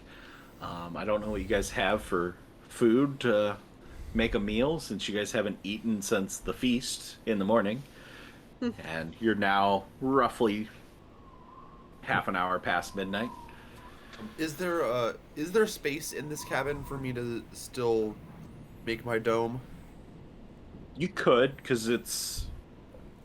Well, no. Well, yeah, you wouldn't have 20 feet, because it's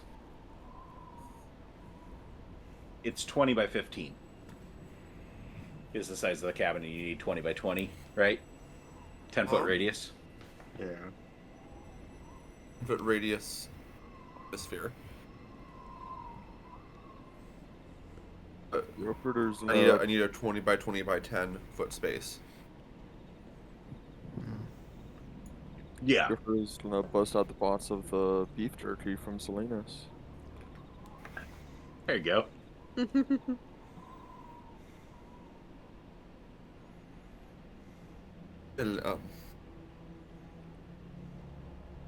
anything else that we should establish tonight? I know I was a little bit heated on the road.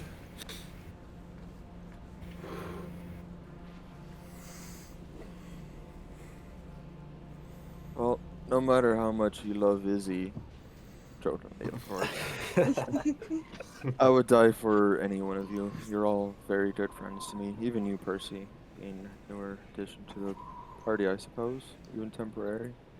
I'm honestly surprised we haven't killed anybody for Percy just yet. Yeah, I don't think that has changed about us. We're, no matter what happened with Izzy, we're not any farther apart, I guess. Oh, and Sometimes challenges bring people closer together. yes, and over there, I appreciate it. That and as hypocritical as it is, I would, as much as I would, desperately don't want you to die for me. I would do the same thing.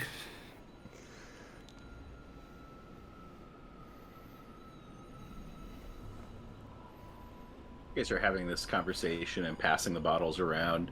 Kiesel, as you get your first chance to actually drink the thing that you just did the taste test on, after Yofridir stole it and then it got passed around the room, it finally gets back to you.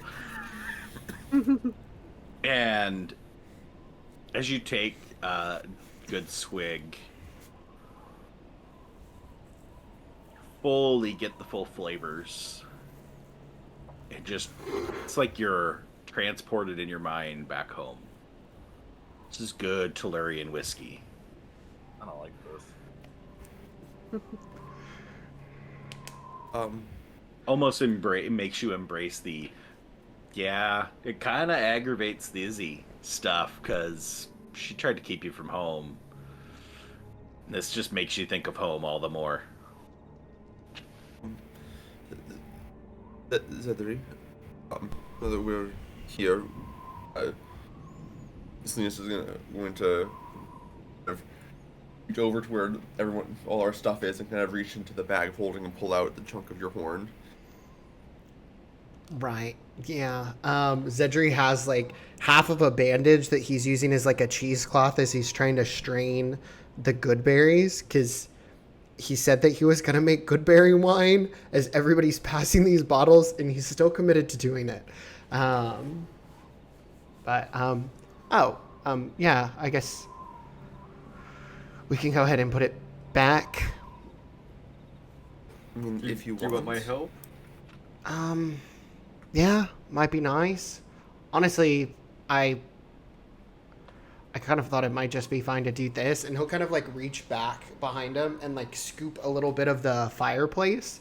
And he's going to go ahead and cast Control Flames, and he's going to shape it into like a conic shape. He's going to like hold it where the missing part of his horn was.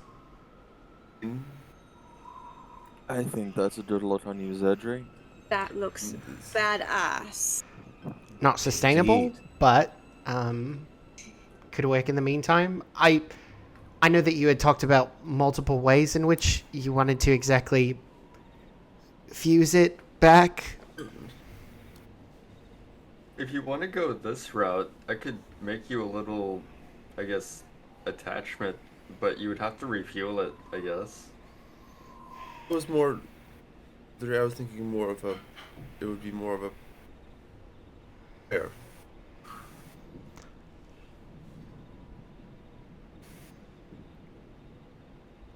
One to Aurora?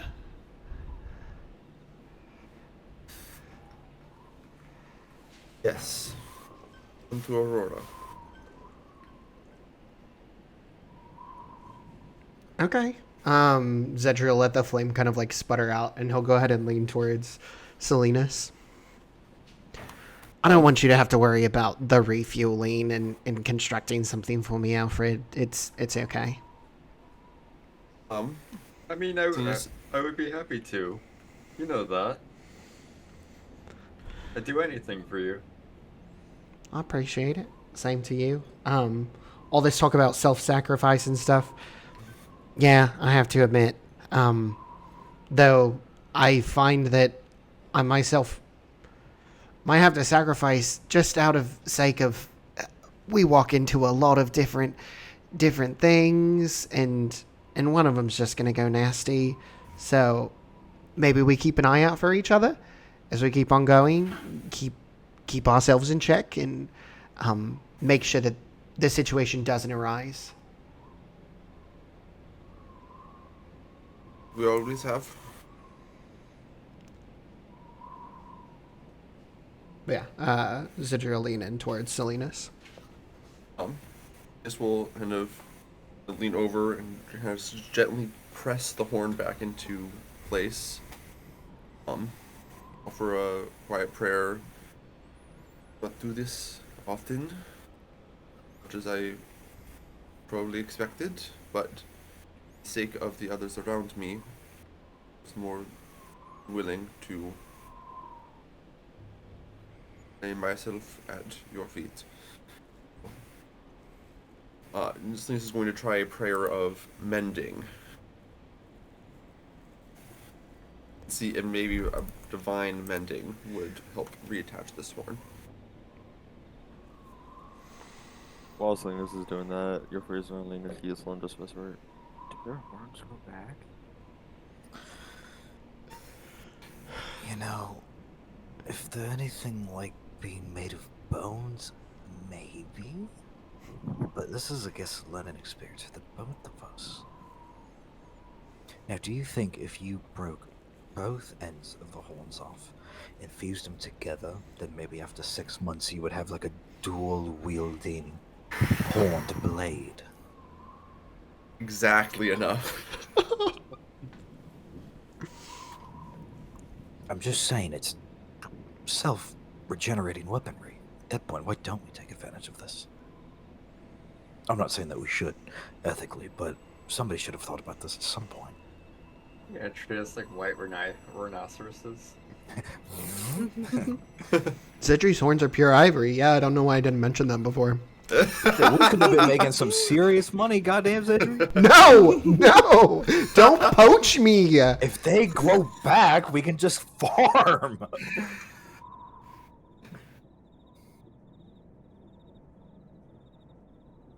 You feel, Salinas, you feel a little bit of a charge go through your body. And Xedre equally transfers to you. Feel just a soft, glowing energy come over through your horns, over your head. When you go to pull your hand away, hoping that it's reattached, it falls back into your hand.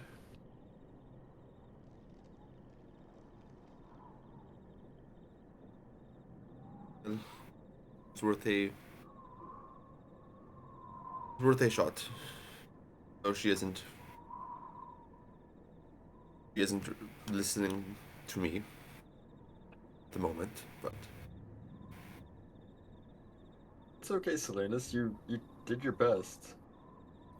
I mean, to be honest, Xedre, if it's not something you're super worried about, I mean, I think of it as like a wardrobe change. All of us could maybe use a change in style of haircuts or something. I don't know. Would you be interested in more drink? That would warrant me breaking something equivalent, like your teeth? And I don't think that you necessarily want that.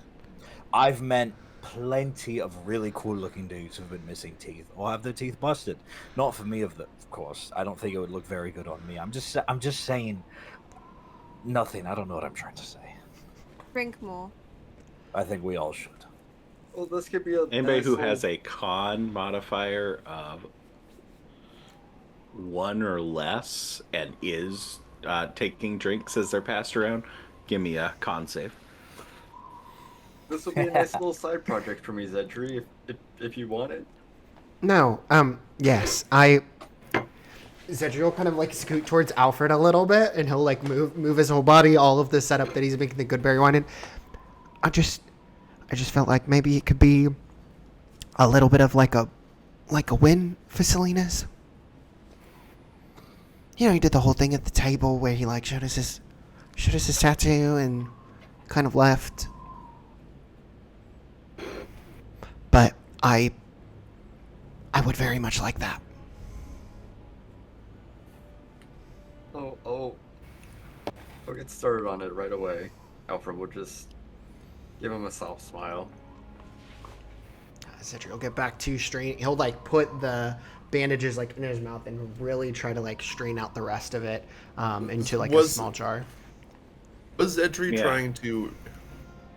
Was Xedre Right. trying to say that like quietly without hearing? Very much, yes.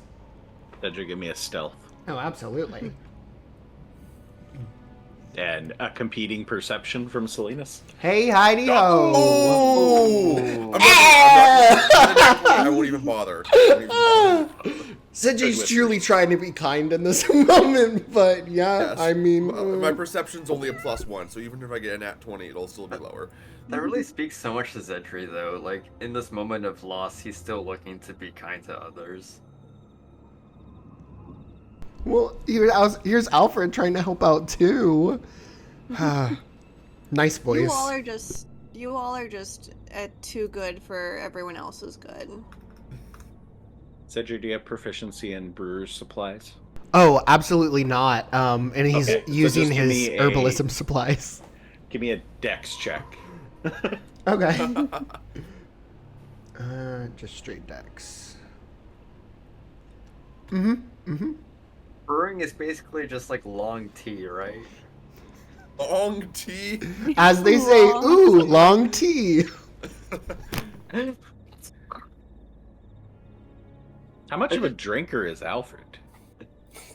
Secretly. I kind of thought we've established not really, but Not particularly, but when things like right now in particular are very high strung, I guess he would be more liable to be lubricated. I'm going more in the connoisseur department of how much of a palate does he have? Oh, Alfred would have begrudgingly tasted a fair number of things as they came through Eagle Fall, considering it was a trade, like a town on a tradeway. So I think that he would have had a not like regal palate, but at least decent for Give me a most perception. people. Most...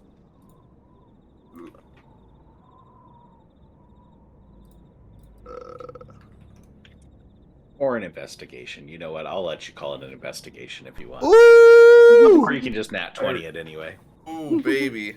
That's like So my the third nat one 20 of the night. unidentified bottle at this point in time is a bourbon from that you would recognize with a nat 20 as being from Grand Font, which is just on the other side of the mountains from where you're from. It's over in Granite Sound. Oh. Alfred will take the bottle in his hand and he'll lean into Kiesel and say, "You know, this is quite local to my side of the pond. It's actually just over the mountains. Wonderful stuff." Doesn't it make you just never want to leave wherever we came from, whatever that place was called? No, it makes you want to go back home, right? Yeah, I do want to go back home.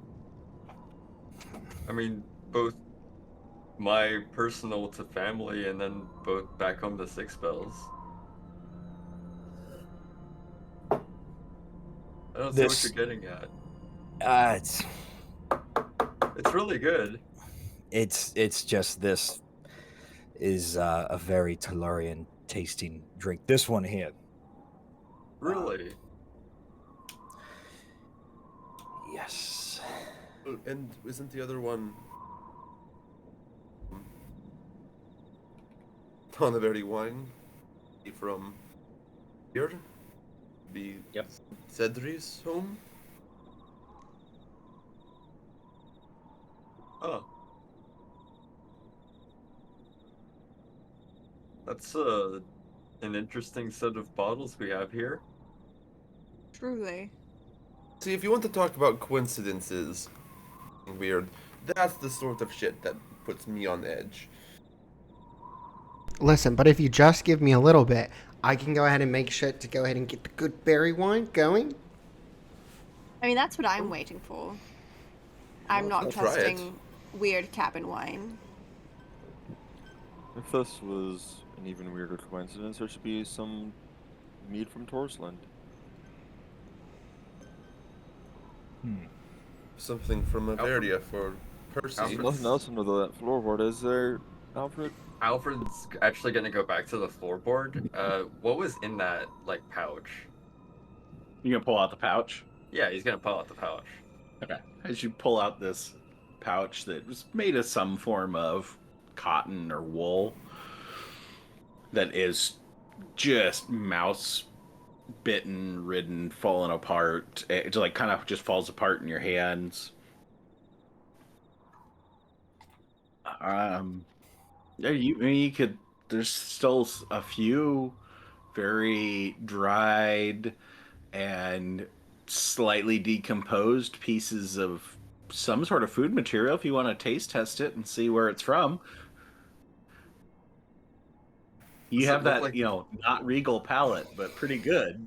Does it look like you would kill Alfred if he took a Just fucking obliterate. begrudgingly? Alfred will take a sniff and then like a lick and then like a bite. Stop looking at that damn thing. It's Not so really brilliant. any smell. You should give a little lick to it. Just tastes like dirt. The amount of dust and dirt that was down in that hole, it's like you just ate a little bit of dirt. A little teaspoonful of dirt. I love my dirt. Alfred will spit in a general direction that's away from everyone else. Give me a perception check.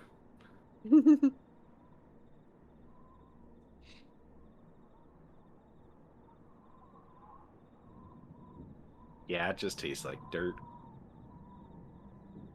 That was an interesting roll because that was, if you rolled really high, you were going to come up with something. If you rolled really low, you were going to be confident that you knew it's Torsland dirt.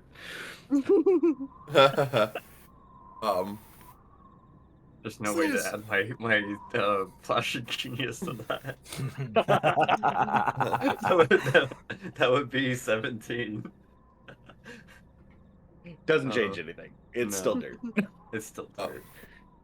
Salinas would, at this point, like with that being a little bit, he'd like to stand up and like the having a more thorough rundown. Okay.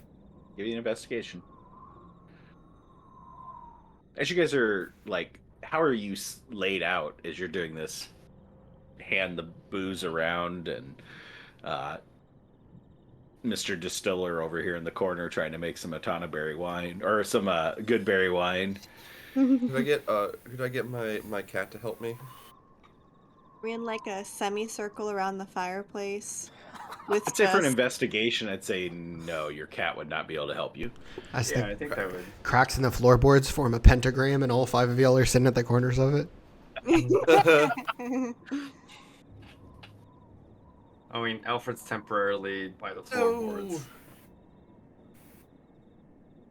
So I guess he's You don't like, find not in anything the circle. additional from there's the pile of firewood that Alfred made, the hole in the floor that he's been retrieving objects from and putting them in his mouth, and the slightly damaged fireplace. Otherwise, just a lot of dust.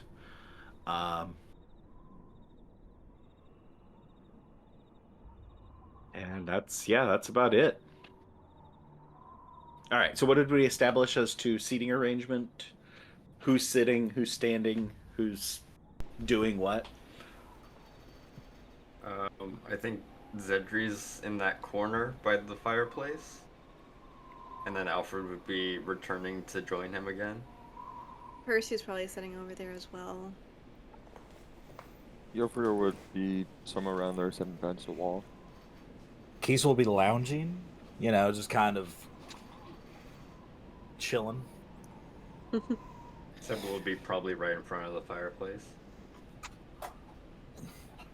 Who's right in front of the fireplace? Cybil. Okay. Dang.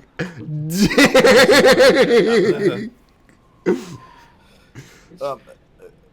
A ton of berry wine. Salinas? Hmm? Salinas?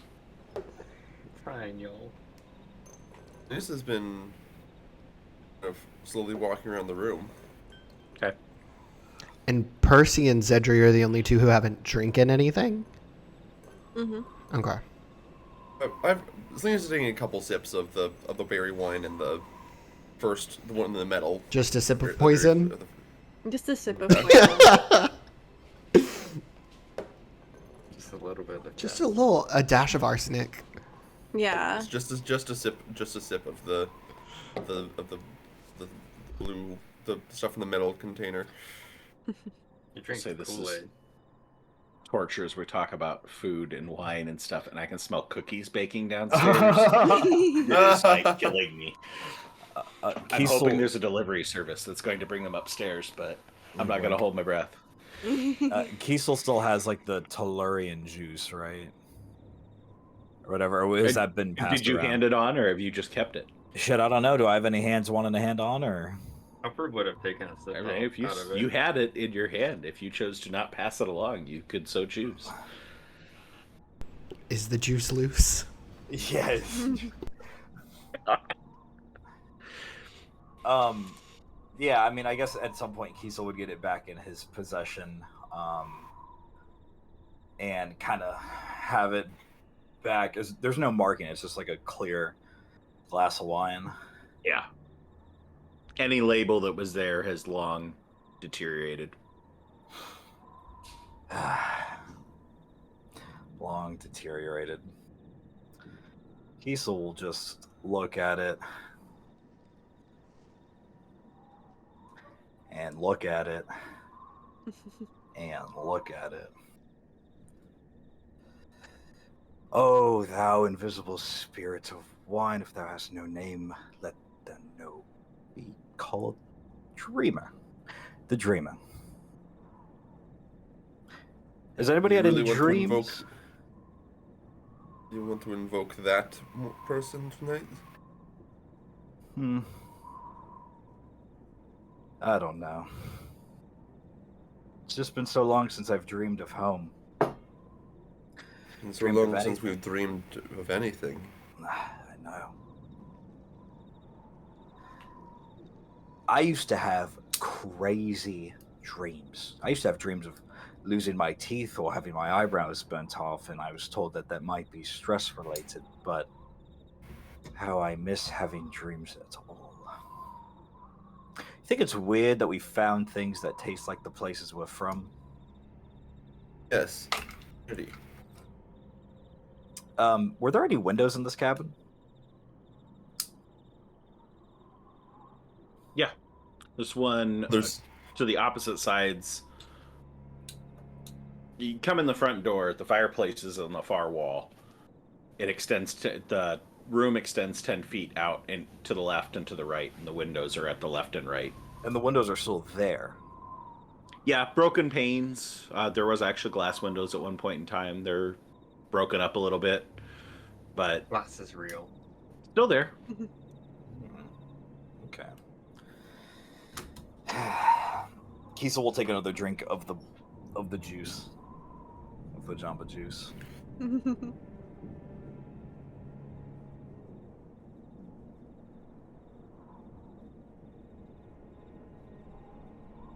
If you're that much worried about dreaming, if you sit in front of the fire a little bit, stay next to the heat for a bit, you'll get one of those like mirages. Maybe that can be a nice little placeholder.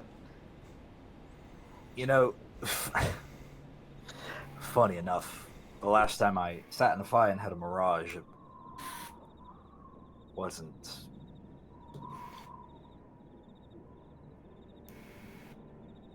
Thank you.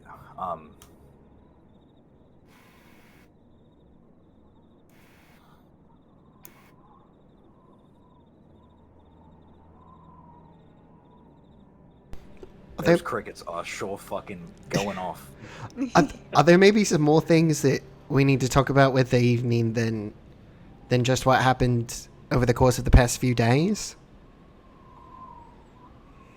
Well, I think we need to discuss how we're gonna get some money. We need to discuss how we are going to distribute these berries. I thought we were selling our services for money. Well, I don't think we're gonna find the adventurers.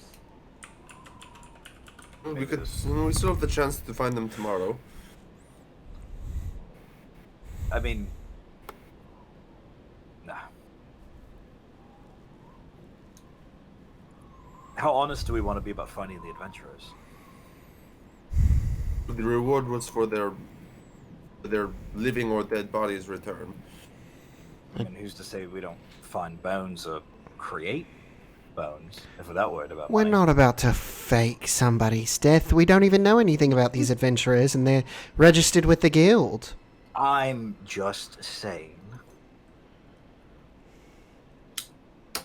I think for those sorts of things, they would need something that really identifies the person. Like, I don't know, like taking a hand or something. I mean, what if they're nothing but bones? Do they accept dental records? I doubt anybody here's been to a dentist. No offense. Anybody with a con modifier of 2 or less that's been drinking as this stuff has been passed around, give me a con save. And I'd say your wine is about as prepared as it's going to be, Mr. Goodberry. Oh, okay. Xedre will take the jar, much smaller than these like nice bottles, and he will pass it over to Percy and like wait with bated breath for them to try it. Before he gives Percy the jar, she's gonna give a nod to Salinas and send her birds out to kind of take a look around and see if there's anything approaching. And Okay. once they kind of do a couple of rounds, gonna have Bottom, Snug, and Snout are gonna stay outside and keep lookout. So half Okay. of them. Have them do a perception check.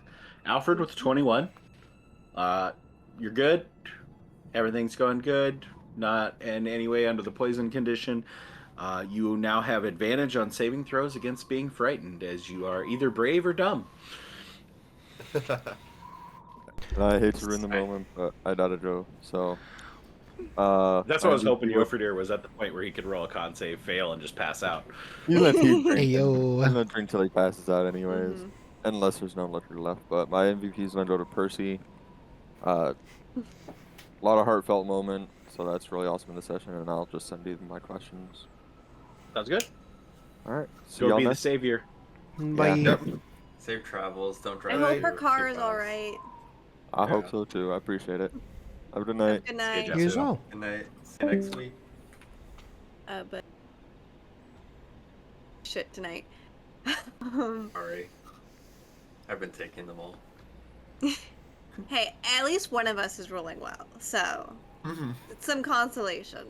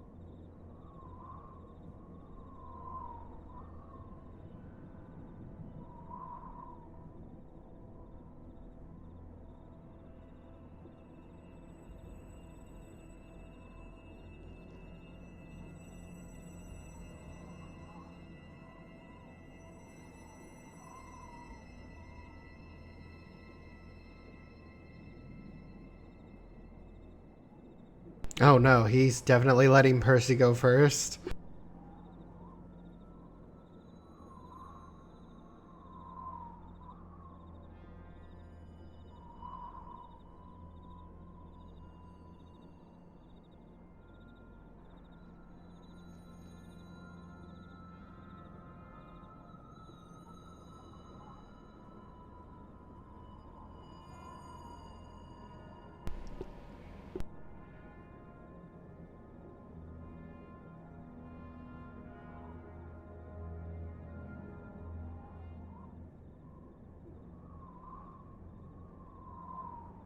Was it that bad?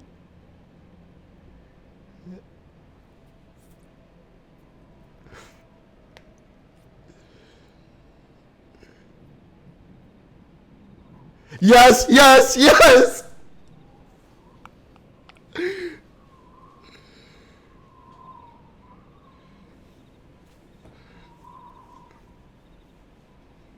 I was gonna give my inspiration to it, but I was like, no, this feels like it should ride.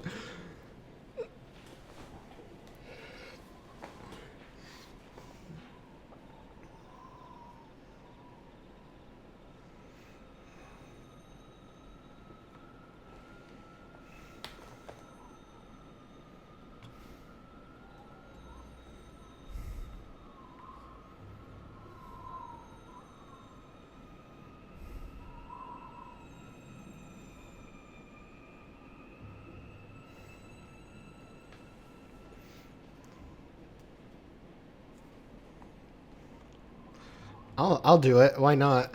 Oh, you got it. Hey! Hey, yo! Perfect. Incredible.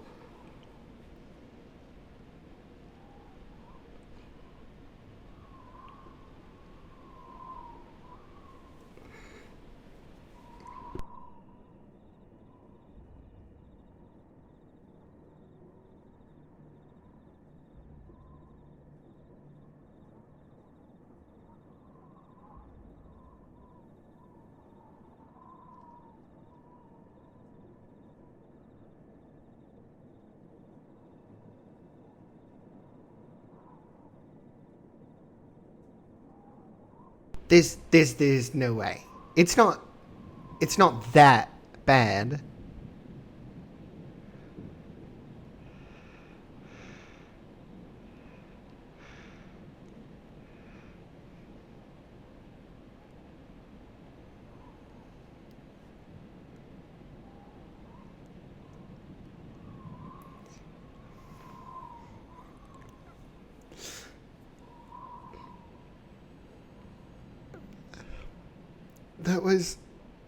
That was the jaw from the paint that I gave to Addie.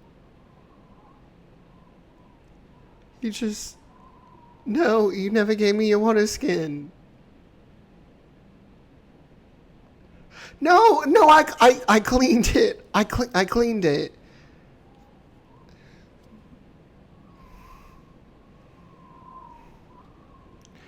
It was just a thinner Goodberry compress. If I'm being honest, I kind of grinded it up in the mortar and pestle, but there were a little bit of like thicker bits from the front. No, I'm sorry.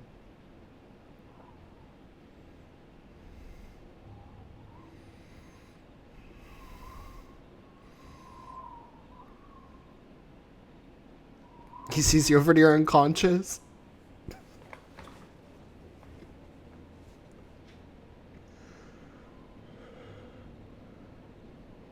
Well, yeah.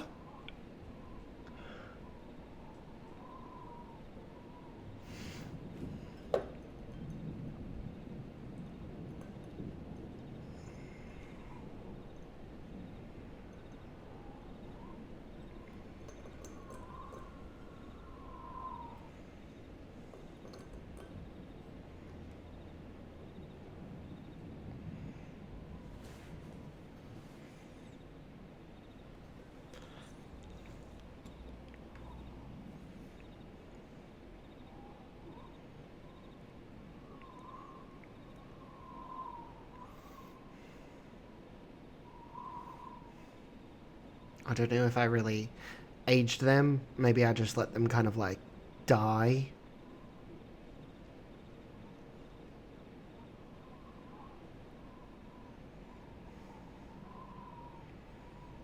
Well, I thought I was using sugar, but I think it was salt, actually.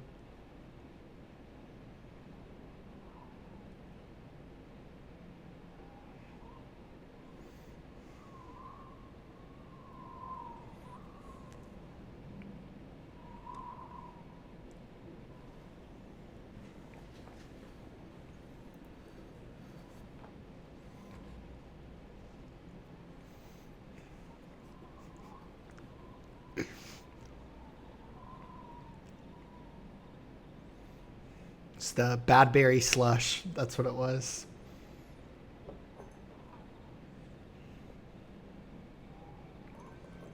To even it out. I thought about it until it was a Tanaberry wine, and then I was like, can't conflict.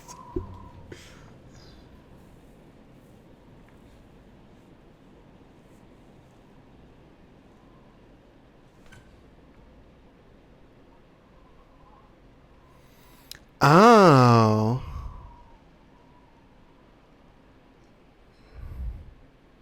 The nat Oh ones.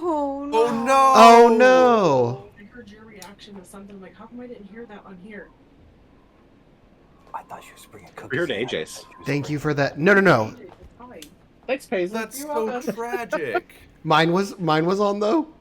Yeah, yours was on. No, that's horrible. I hate that. It's on now. It's because I was flipping the overlay. I figured So- that's what it was, is the swap. Apologies. So, apologies to anybody out there watching on demand. There's a unfortunate little segment there of you missed out on a lot of nat ones, which you should have seen the nat ones. The nat ones were trying the Goodberry wine made by Xedre that You resulted certainly- in god awful response from everybody as You it was certainly spat saw out, our reactions to Yes. the 3 nat ones in a row.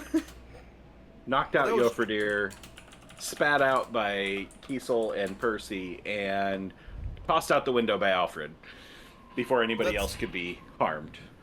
That's tragic. That was gonna be such good short material. Yes. I would have We're back recording up of and it. good, so We are. Um, we are. So does anybody want to take Yofred's spot? Or because now he's I'll take his watch. I only need to transfer a few 4 hours anyway. Well, then should I go second, and then you'll have 4 hours between Kiesel and me? Sure. Right, Alright. sounds good. We can leave the animals on watches as well. Mhm. Yeah, Cybil will take care of us. He'll bend over and start to fluff her head. alright. So first watch is Kiesel. As the rest of you all retire for the evening after some unfortunate wine drinking and some fortunate wine finding. Kiesel, left to your own devices. Are you gonna take watch inside the cabin? Are you gonna go outside to have a better viewpoint? outside. It's still raining. Pretty high winds and light rain. Is the house that we're staying in, the roof, is it like kind of slanted where there's like a little bit of space between the rain? Or is it like I step out and it's just wet? I mean, is there an overhang on the front? Yeah. Not much. About a foot and a half. But enough you could stand out there and avoid most of the water.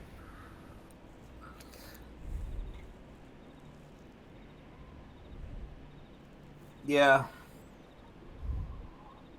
Before he leaves, we still got the fire going on, right? Yeah. Keys is gonna take out his last cigarette or two, canonically ambiguous, and he's gonna just go over towards the fire, light it, and then head on out so it doesn't, smog up the place. And he's gonna kind of stand underneath that canopy, just kind of taking a watch, taking a nice drag, as the day has it has been a long fucking day. We started it with day drinking and we ended it with more drinking. So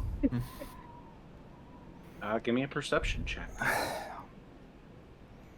I'd say... No, you're fine as to effects of the alcohol, so I'd say just roll straight...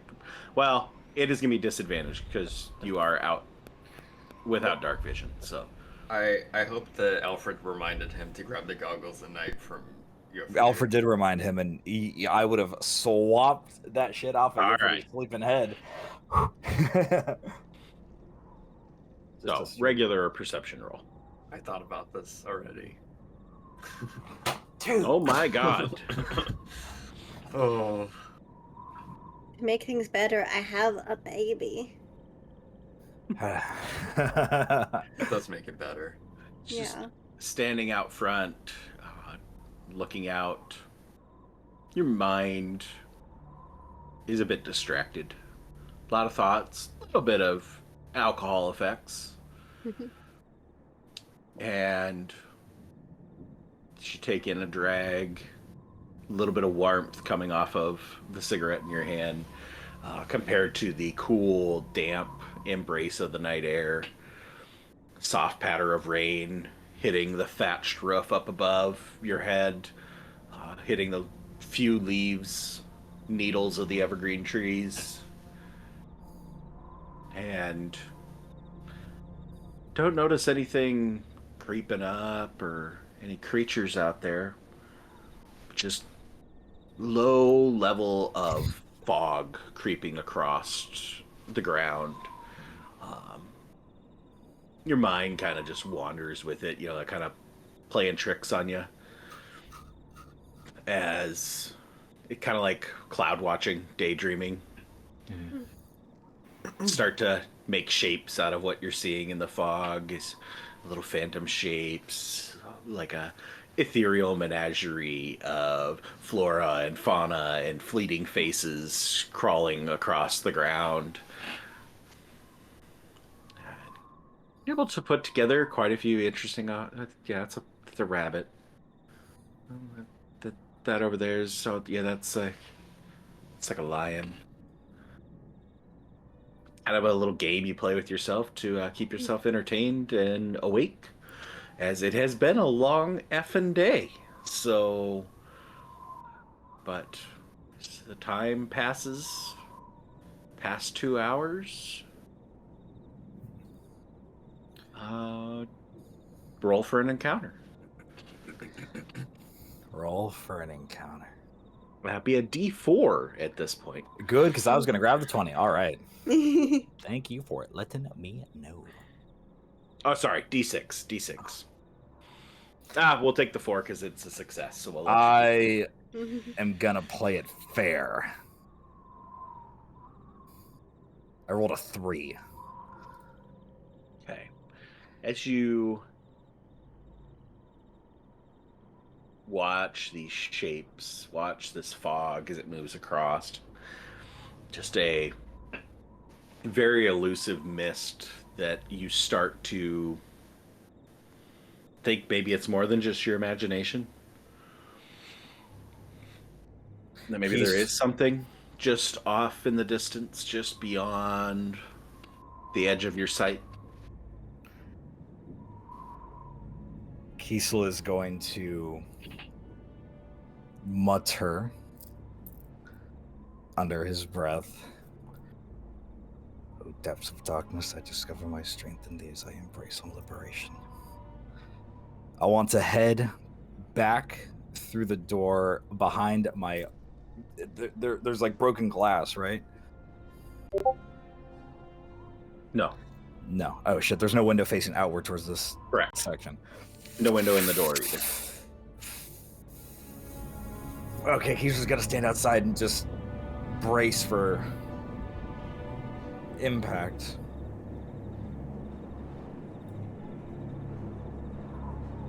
You brace yourself and prepare for what you think might be out there in the distance. Heart picking up a little bit. Just a little bit. Fear creeping in. Give me a wisdom save.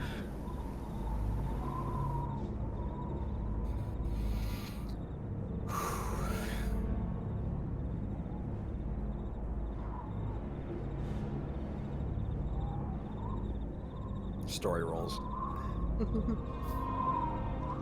Just like almost subconsciously pushing yourself to push back against the door. fearing what must be right outside, what's right at that edge of the clearing, shrouded by the mist and the fog. As you look back and just peek inside the door, seeing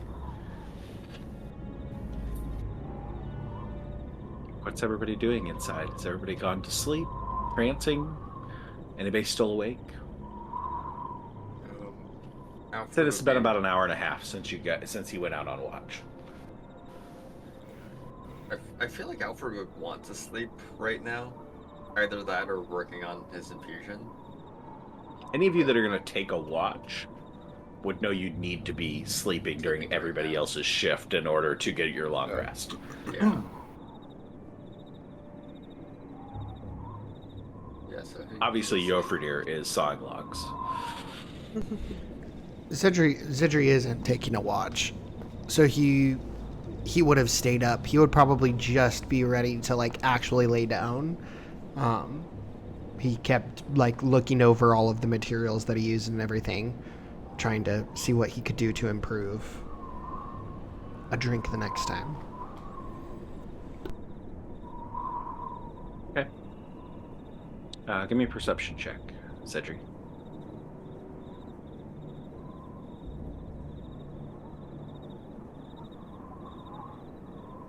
As you're kind of just like starting to relax a little bit, looking over the resting faces of all of your companions, just happen to glance over and see Kiesel's eyes peeking in through a missing slat in the door. Look of fear in his eyes. Fear that you haven't seen to your recollection ever in Kiesel's eyes, because you don't remember that much from your time in the Dreamer's End. But this is Kiesel's right in the same camp of daunting roar against Kanga, of Piss my pants. something's out there, and you're just waiting for it. You know something's coming, and you're just waiting at the ready and terrified what might be coming out of the shadows. Do I catch Xedre's gaze, right? Give me a perception check. With advantage.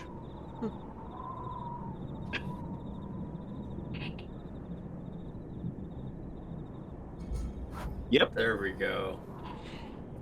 A lot of nat 20s. A lot of nat 1s, but a lot of nat Dude. 20s, dude. Two ends of the spectrum, nothing in between. For sure. Xedre. Yeah. Get ready. Okay. Xedre will kind of scoot all of his materials off to the side, and he'll kind of like crawl, I guess, over to Kiesel. Get everybody ready. Get everyone awake? Okay. Yeah. Xedre will kind of like get up, and I'll kind of look over the others. Silliness is probably the heaviest asleep out of everybody. Canonically. Go for deer. Yofredir is. Okay. Yeah. So with Yofredir and Silliness, probably both near out like logs. Yeah, very dramatic. Shifts in his sleep and just but he'll go for Alfred and Percy first. And then he'll plan to move over to Silliness and then Yofredir. It's early enough on that you don't have to roll anything. You easily are able to rouse Percy and Alfred. The other two give me a different story. We know how hard it is to wake Salinas, and Yofredir's under some unnatural sleep at this point, so... Alfred will give a yawn and go, is it my turn for watch yet? No. Kiesel, and he'll kind of gesture over towards Kiesel as he goes to wake up Percy. What's going up?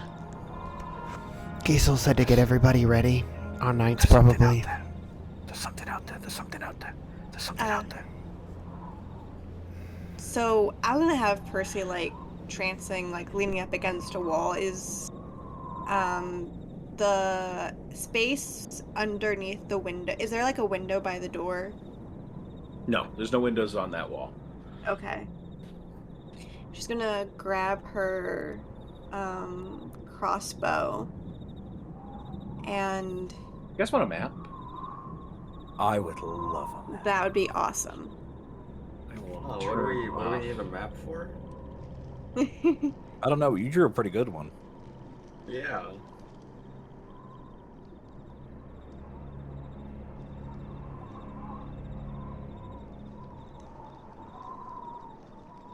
Okay. Let me know if it is probably not showing. No, because line of sight's on. Okay. Let me put everybody on the map so you can see what you can see. That would be awesome.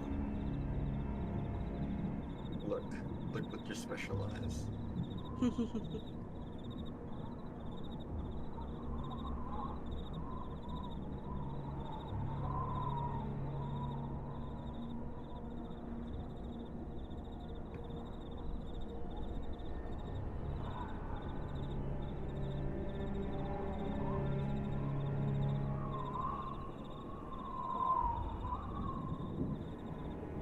Okay. If you guys want to be in different positions, that was just a rough presumption of where everybody was at. So That's kind of accurate. getting a broken chest obviously is gone at this point. Yes. But I don't imagine anybody wanted to lay on top of the hole in the floor. Maybe that Tellurian dirt was very soft. Or that Torseland. Torseland. Torselandian dirt. Torslandian dirt. My apologies. Yeah, upon getting woken up by Xedre, Alfred will rub the sleep out of his eyes, and then I guess sort of like get himself together in a way and shamble over to the door to see what's up with Kiesel.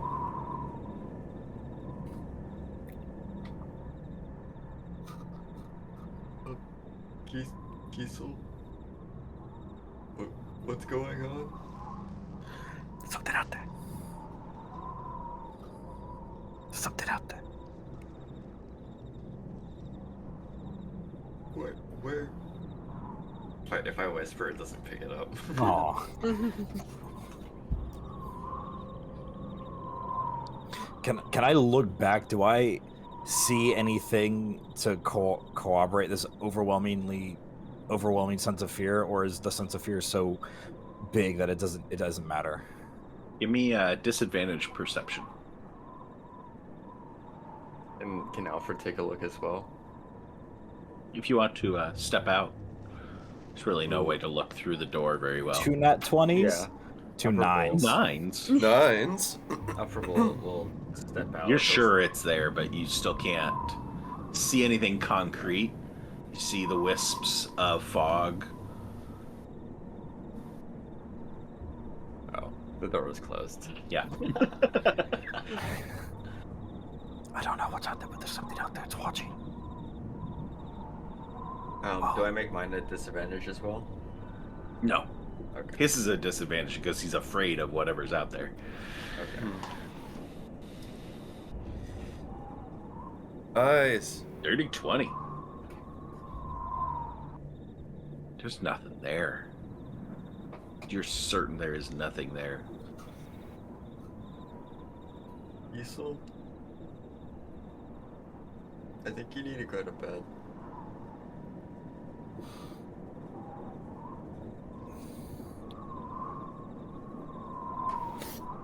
It's about my turn for watch anyway, right? There's nothing out there. Magic eyes be damned, there's something out there. If you see anything, just start kicking the door or something. Promise I'll let you know if I hear anything at all. Don't you promise me anything. I need you to put your life on it. Wouldn't that still be a promise? Shut up. Kiesel will go inside. What the fuck? Alright. Door closed. Door stuck.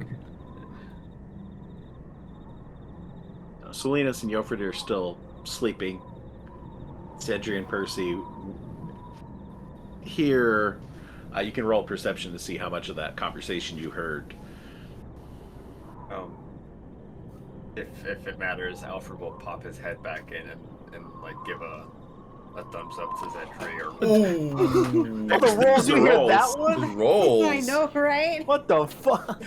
You guys hear the entire conversation. Yeah.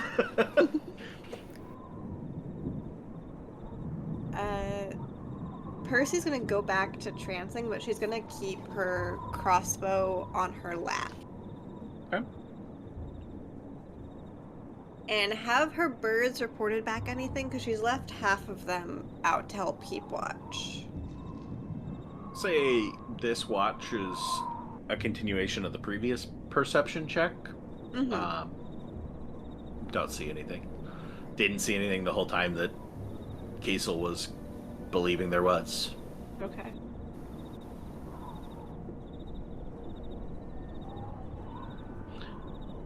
All right.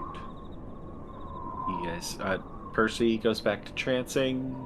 Kiesel, Xedre. Xedre's gonna check in with Kiesel. I'll just kind of like come up to Kiesel and say, are you gonna be okay to actually go to sleep? Until Alfred needs us. Okay. There was something out there. I don't know what it was. No, it's okay. I believe you.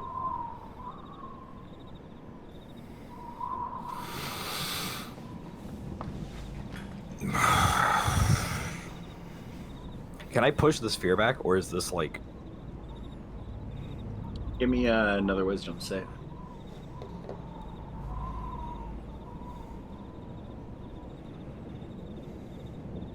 Yeah. Still afraid of something out there. Alfred's assured you there's nothing there, but you're still afraid there's something out there. Sister, there's something out there that I cannot see with my eyes. I do not know if she has followed us to here, or if something has... Okay. I can sit right next to the door.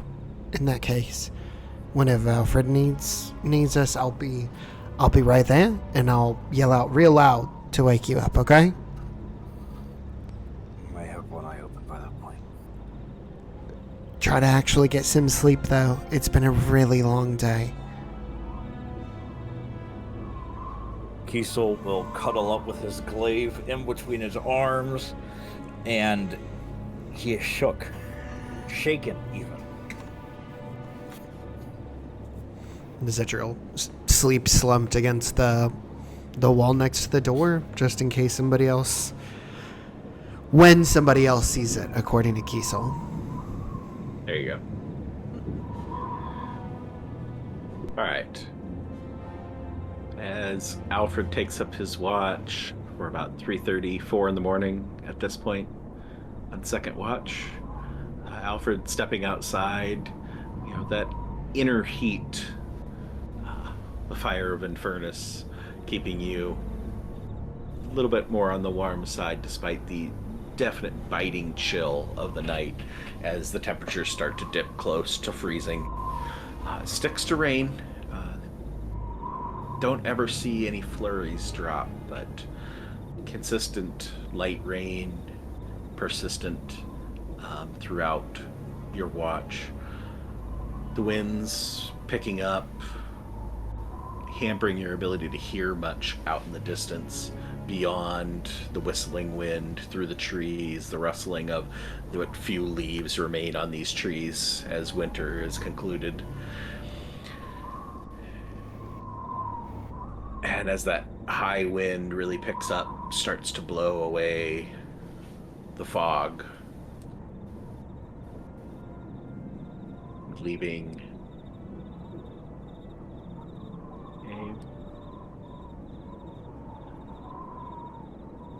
a simple clearing, a little bit of moonlight, a occasionally moving with the shifting of the clouds. As you just take in the whistle of the wind, the gentle percussion of the rain, pitter-pattering on the thatched roof above your head. Give me a perception check. Okay.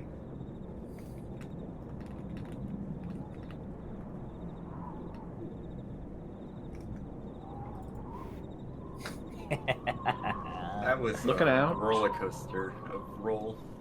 Yep.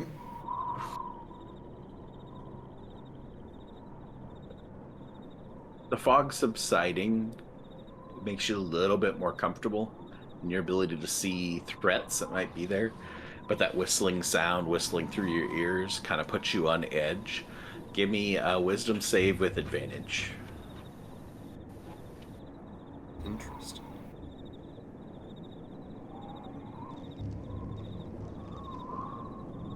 Damn. Ooh. Feel confident that the coast is clear, that you're not seeing anything. Roll me an encounter roll. D8. Or no, sorry, D6. Yeah, we had the goggles is what got us to D6 last time, so you would still be in the D6 department.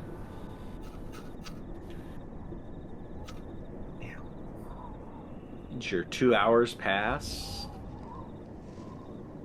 occasionally see small creature move through the area, hear an owl, watch it go flying from tree to tree, hear a little screech as that one of those owls catches its prey on the leaves on the ground, passing through the ground cover. But the night passes, 2 hours of uneventful. Feel assured whatever Kiesel thinks he saw has moved on. Alfred will feel very confident as the 2 hours draws to a close. He'll walk back inside, take a look at Kiesel. Is Kiesel asleep? He could be. I'd say he is, if he shows Jesus. If he's looking like he's asleep, he'll just leave him by, just give him a little nod before walking over to Percy and stooping down, giving a small... Percy? Excuse me? Mm-hmm. It's Is it your my turn time? to watch. Yeah. She'll give a nod and she'll get up and step outside and looking for her watch. Okay. We'll find wherever Cybil is and curl up next to her.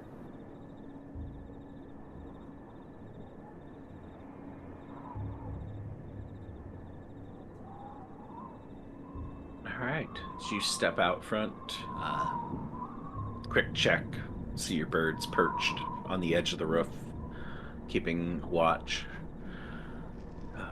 Starting to see the first rays of morning light starting to come as you guys are on an off night watch path at this point with your late start to it. We're about 6:30 in the morning. Mm-hmm. As you start to get a little bit of morning gleam coming in. Thankfully, it's off to your left and not like straight in your eyes, blocking your vision. But the light rain continues, the winds dying back down to a little bit lighter, like they were earlier in the evening. Temperature picking back up a little bit to low 40s as the morning warmth starts to warm the air around you. Give me a perception check. Yes, yes.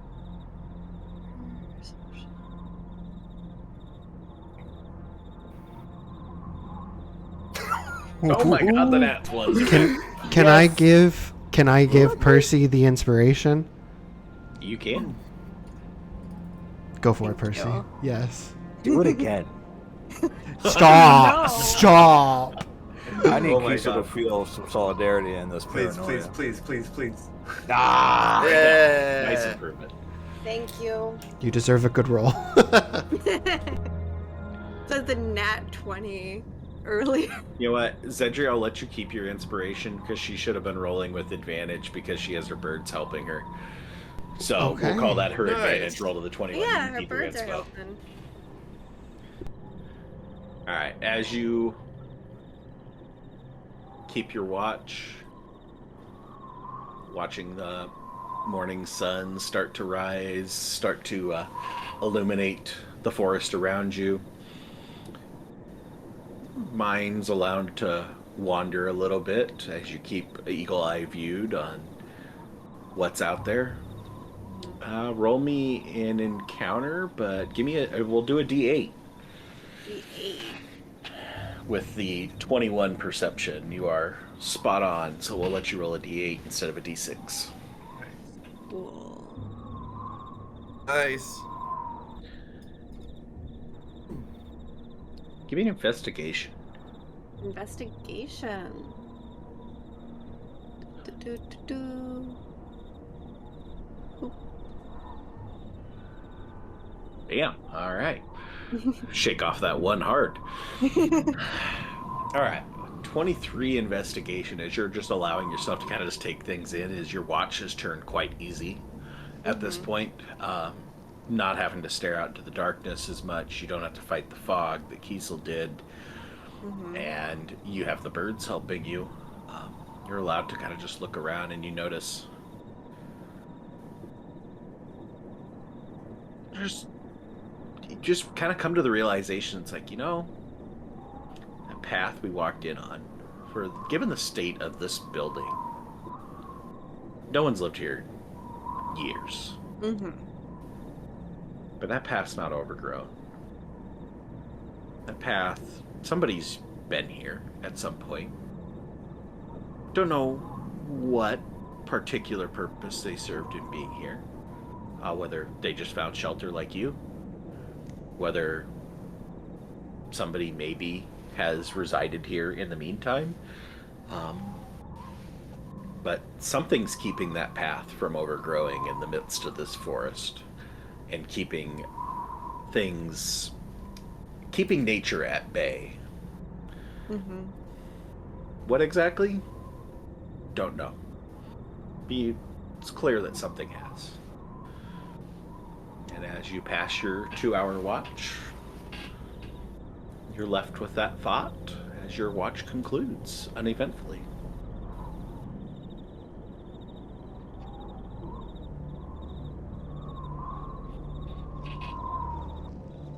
Can Percy, as her watch is finishing up, can she do one last thing? What would you like to do? She knows that back home it's quite late, or quite like before dawn back in Navaria, but she's gonna cast a quick sending to her mother.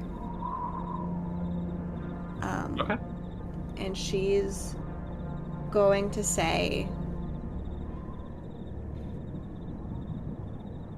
on another adventure, I miss you tons. Made some friends. I love you.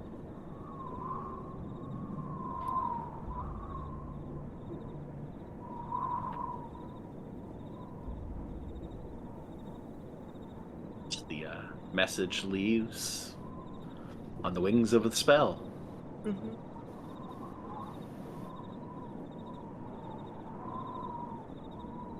No immediate response.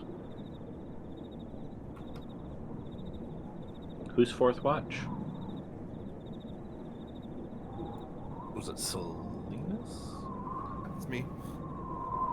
Oh, great, Percy, you get to wake Salinas. So Percy's gonna walk back in the cabin. Is gonna look at Salinas in the corner Heh. Okay.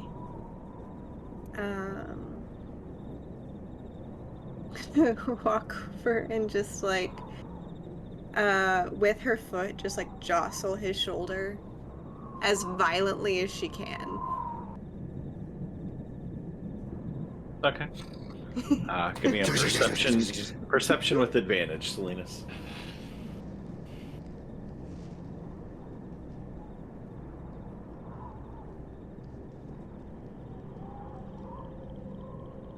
Advantage. Wow, we're being generous. You've gotten 6 hours of sleep. True. Ooh. I've only been an 8. She's able to get your attention.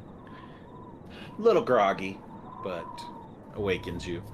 Short of the beauty sleep that you would have liked to have had. But you have watch duty. You were aware. You knew it. So there doesn't seem to be much of anything out there right now, so... That's good. We'll have to deal with any more bullshit before we get back to Ashmane.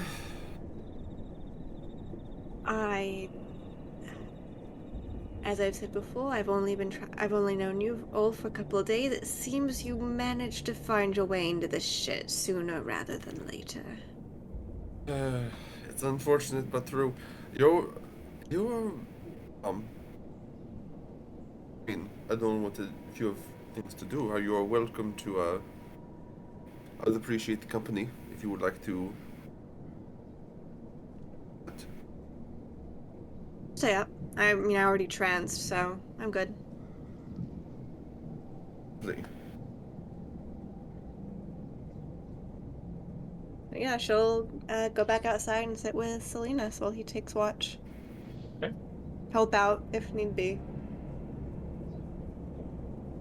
So with the gentler wind and the light rain continuing as you take this morning watch about 8 a.m., 8:30.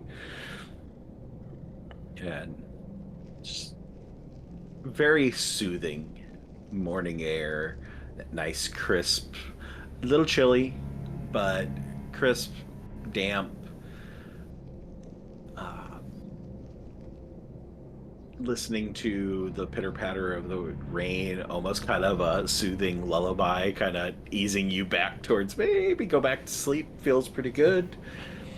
But sweet scent of dampness and that crisp open up all of your sinuses as you're just taking in that cold air, breathing it. And Salinas, give me a perception check with advantage since you got a teammate out here.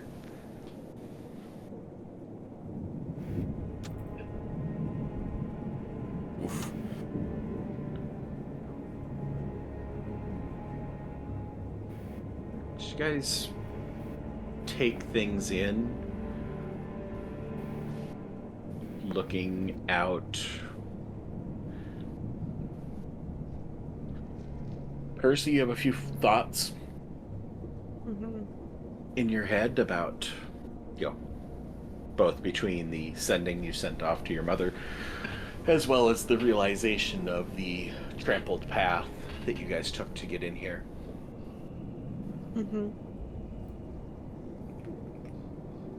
When you did your little investigation looking around the cabin, noticed fairly unique flora in the region. Some interesting color combinations of some plants that unfamiliar to you from where you're from. Presumably local flora that you just don't know. Give me a separate perception check. Okie dokie. I'll let you piggyback on top of granting advantage. We're going to let you do a separate roll. But I'm not going to give you advantage since you already helped Salinas. But you didn't need it. Dirty 20. Something just sticks in the back of your head that something's out of place. Something's wrong in your surrounding scenery. And is also thinking back on what happened with Kiesel earlier in the night. She's gonna she's not gonna go too far, but she's gonna wander a little bit of ways, look around, kick a couple of rocks before Spot going something? back. It's About the cat. yes. It's the fact we haven't spotted anything that's troubling. I'm not the We aren't path. that danger prone. The path. It's pretty clear, the one leading to this cabin.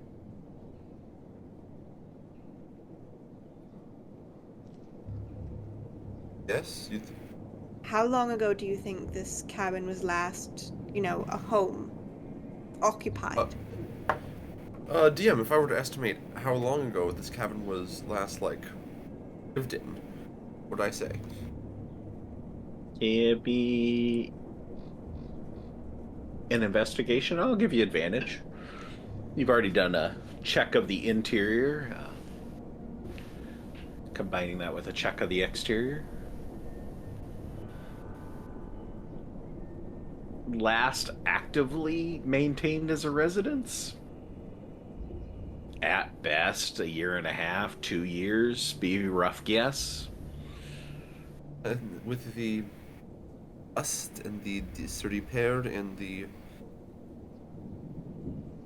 I'd say couple of years, best. And I'm not familiar with the flora around these parts, but these don't look like natural. And she's gonna kind of wave her hand where there's some plants and flowers growing. There's something So there's weird. a couple purplish red tall plants, roughly about 4 feet tall, 4.5 feet tall, long stretched up solid stem with these long tendril like vines that stick out, waving a little bit in the light wind. Very odd looking. Would you like me to take a... Not the oddest looking things you've probably ever seen for flora, but definitely unique compared to the other things growing around here. Want me to take a look at things around? I mean, I think it's probably best that as soon as the others wake up, we get out of here as quick as possible. No delays. Kiesel also had a freak out last night. We didn't wake you up for it, Interesting. but he seemed to get really worried that something was out here. But none of us saw anything. Yeah. Mm-hmm. Would it... So I know I'm on watch right now. Yeah. Would it interrupt my long rest if I... the ritual casting of Detect Magic?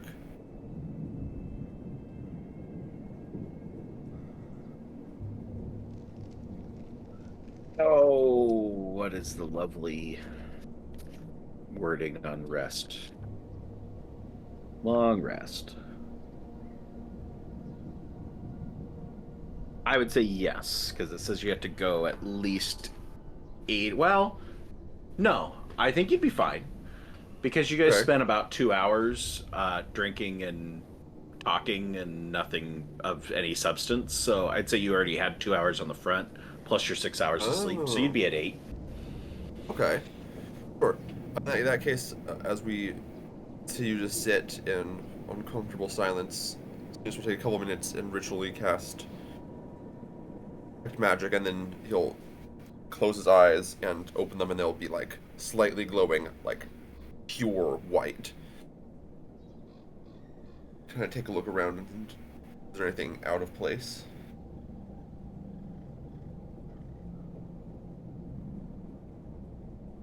You scan across the clearing, looking from right to left, passing over the pathway you came in on. Everything seems fine. Things seems clean. Looking past Percy off to the east, looking towards the sun as its rays start to pierce through the trees, illuminating the area.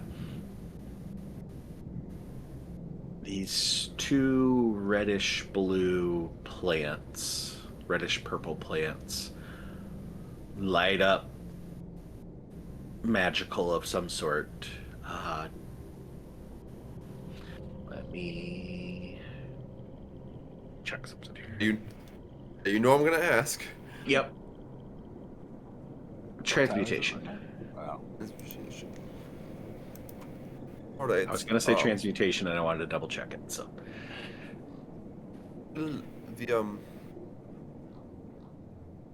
are there more of those types of plants? And only those two? only catch sight of two.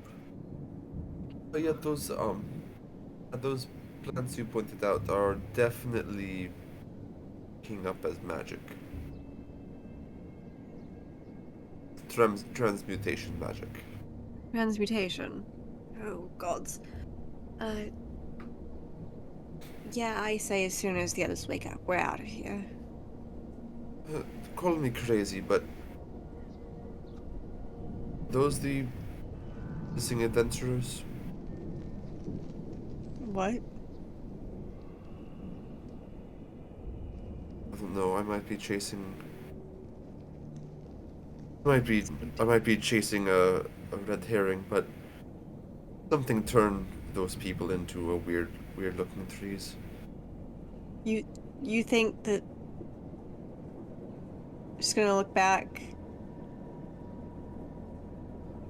Does that sound like something Percy's heard of before? I'm in Arcana. Okay, we're rolling dice in the dice rolling game. Rolled Arcana. Ooh! Oh, What a plus roll. 10. Yeah. Holy. It's definitely something possible. Take pretty high level to turn somebody into a plant, but Mm-hmm. it's definitely within the basic your studies of what your magic can do, especially with your artificer end of the more scholarly pursuits of magic. Mm-hmm. Not unheard of. I hate to say it, but I think you might be right. Oh, I really didn't want to be right now. This is one of those I scenarios where I really did don't- not want to be right. I really don't want you to be right either. DM, do they look like they? Or is it one of those things where it looks like a person like face twisted in torment? You want to go take a close look and investigate?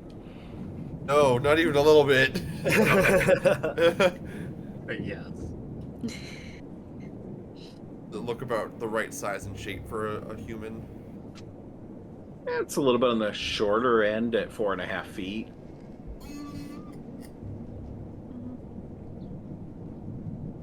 But obviously there's lots of different humanoid shapes and sizes, so Also a root system.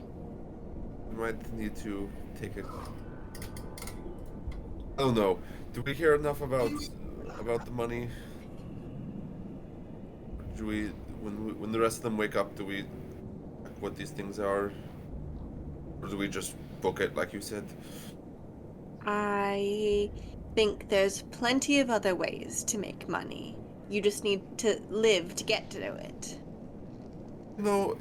Yes. Oh, this is unsettling. you guys can both give me perceptions with disadvantage.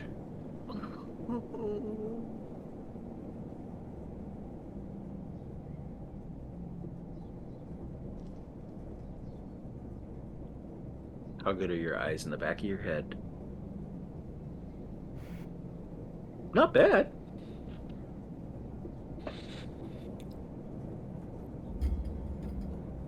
Both, as you're having this conversation, both looking at these odd plants that Salinas has identified as being something off with them. You There guys is- keeping your eyes on them to see if they do anything, or are you guys like face to face conversing? I kind of see Percy's kind of like pacing, like in the small area, like in front of the door.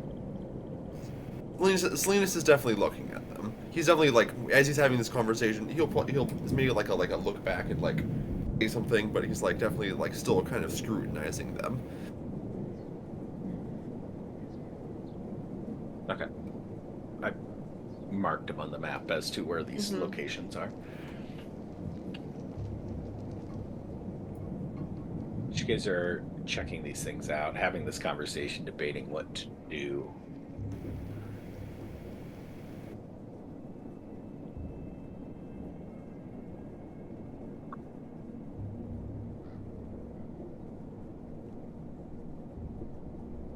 Ooh, I hate that. Been looking at this well this entire time, being like, I don't trust that fucking well. I know something's gonna come out of it. Well, well, well. Percy, you're focusing on the plants, kind of scrutinizing a little bit, trying to think, what could this be? It registered in your mind, is this possible? Salinas, just barely. Just hear a small shuffle in the undergrowth back behind Percy on the other side of the clearing. Something moves. And that's where we'll stop for tonight. Oh. Y'all. The trees are people? Are the trees people? Trees They have are they eyes. they treeple? People. The trends. People. Treeple. People. Treeple. Treeple. I don't know. There's a lot of good lines tonight that were on the borderline of being the title, so. Yeah, Treeple. No, Treeple would have to be. Friendship the Hug next- Circle is pretty high up there, so.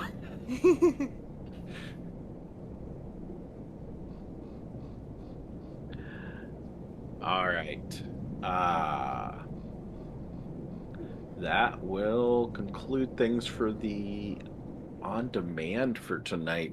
We'll be back next week with the what happens next? What's in the woods? What's moving in the undergrowth?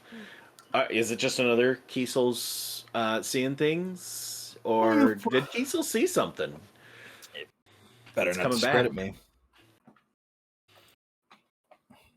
And yeah, bonus part of next week, we got to include this on the VOD part. So if you're watching this week prior to October 21st, we're going to do costume party next week. So we'll all be dressed up in some fun costumes of varying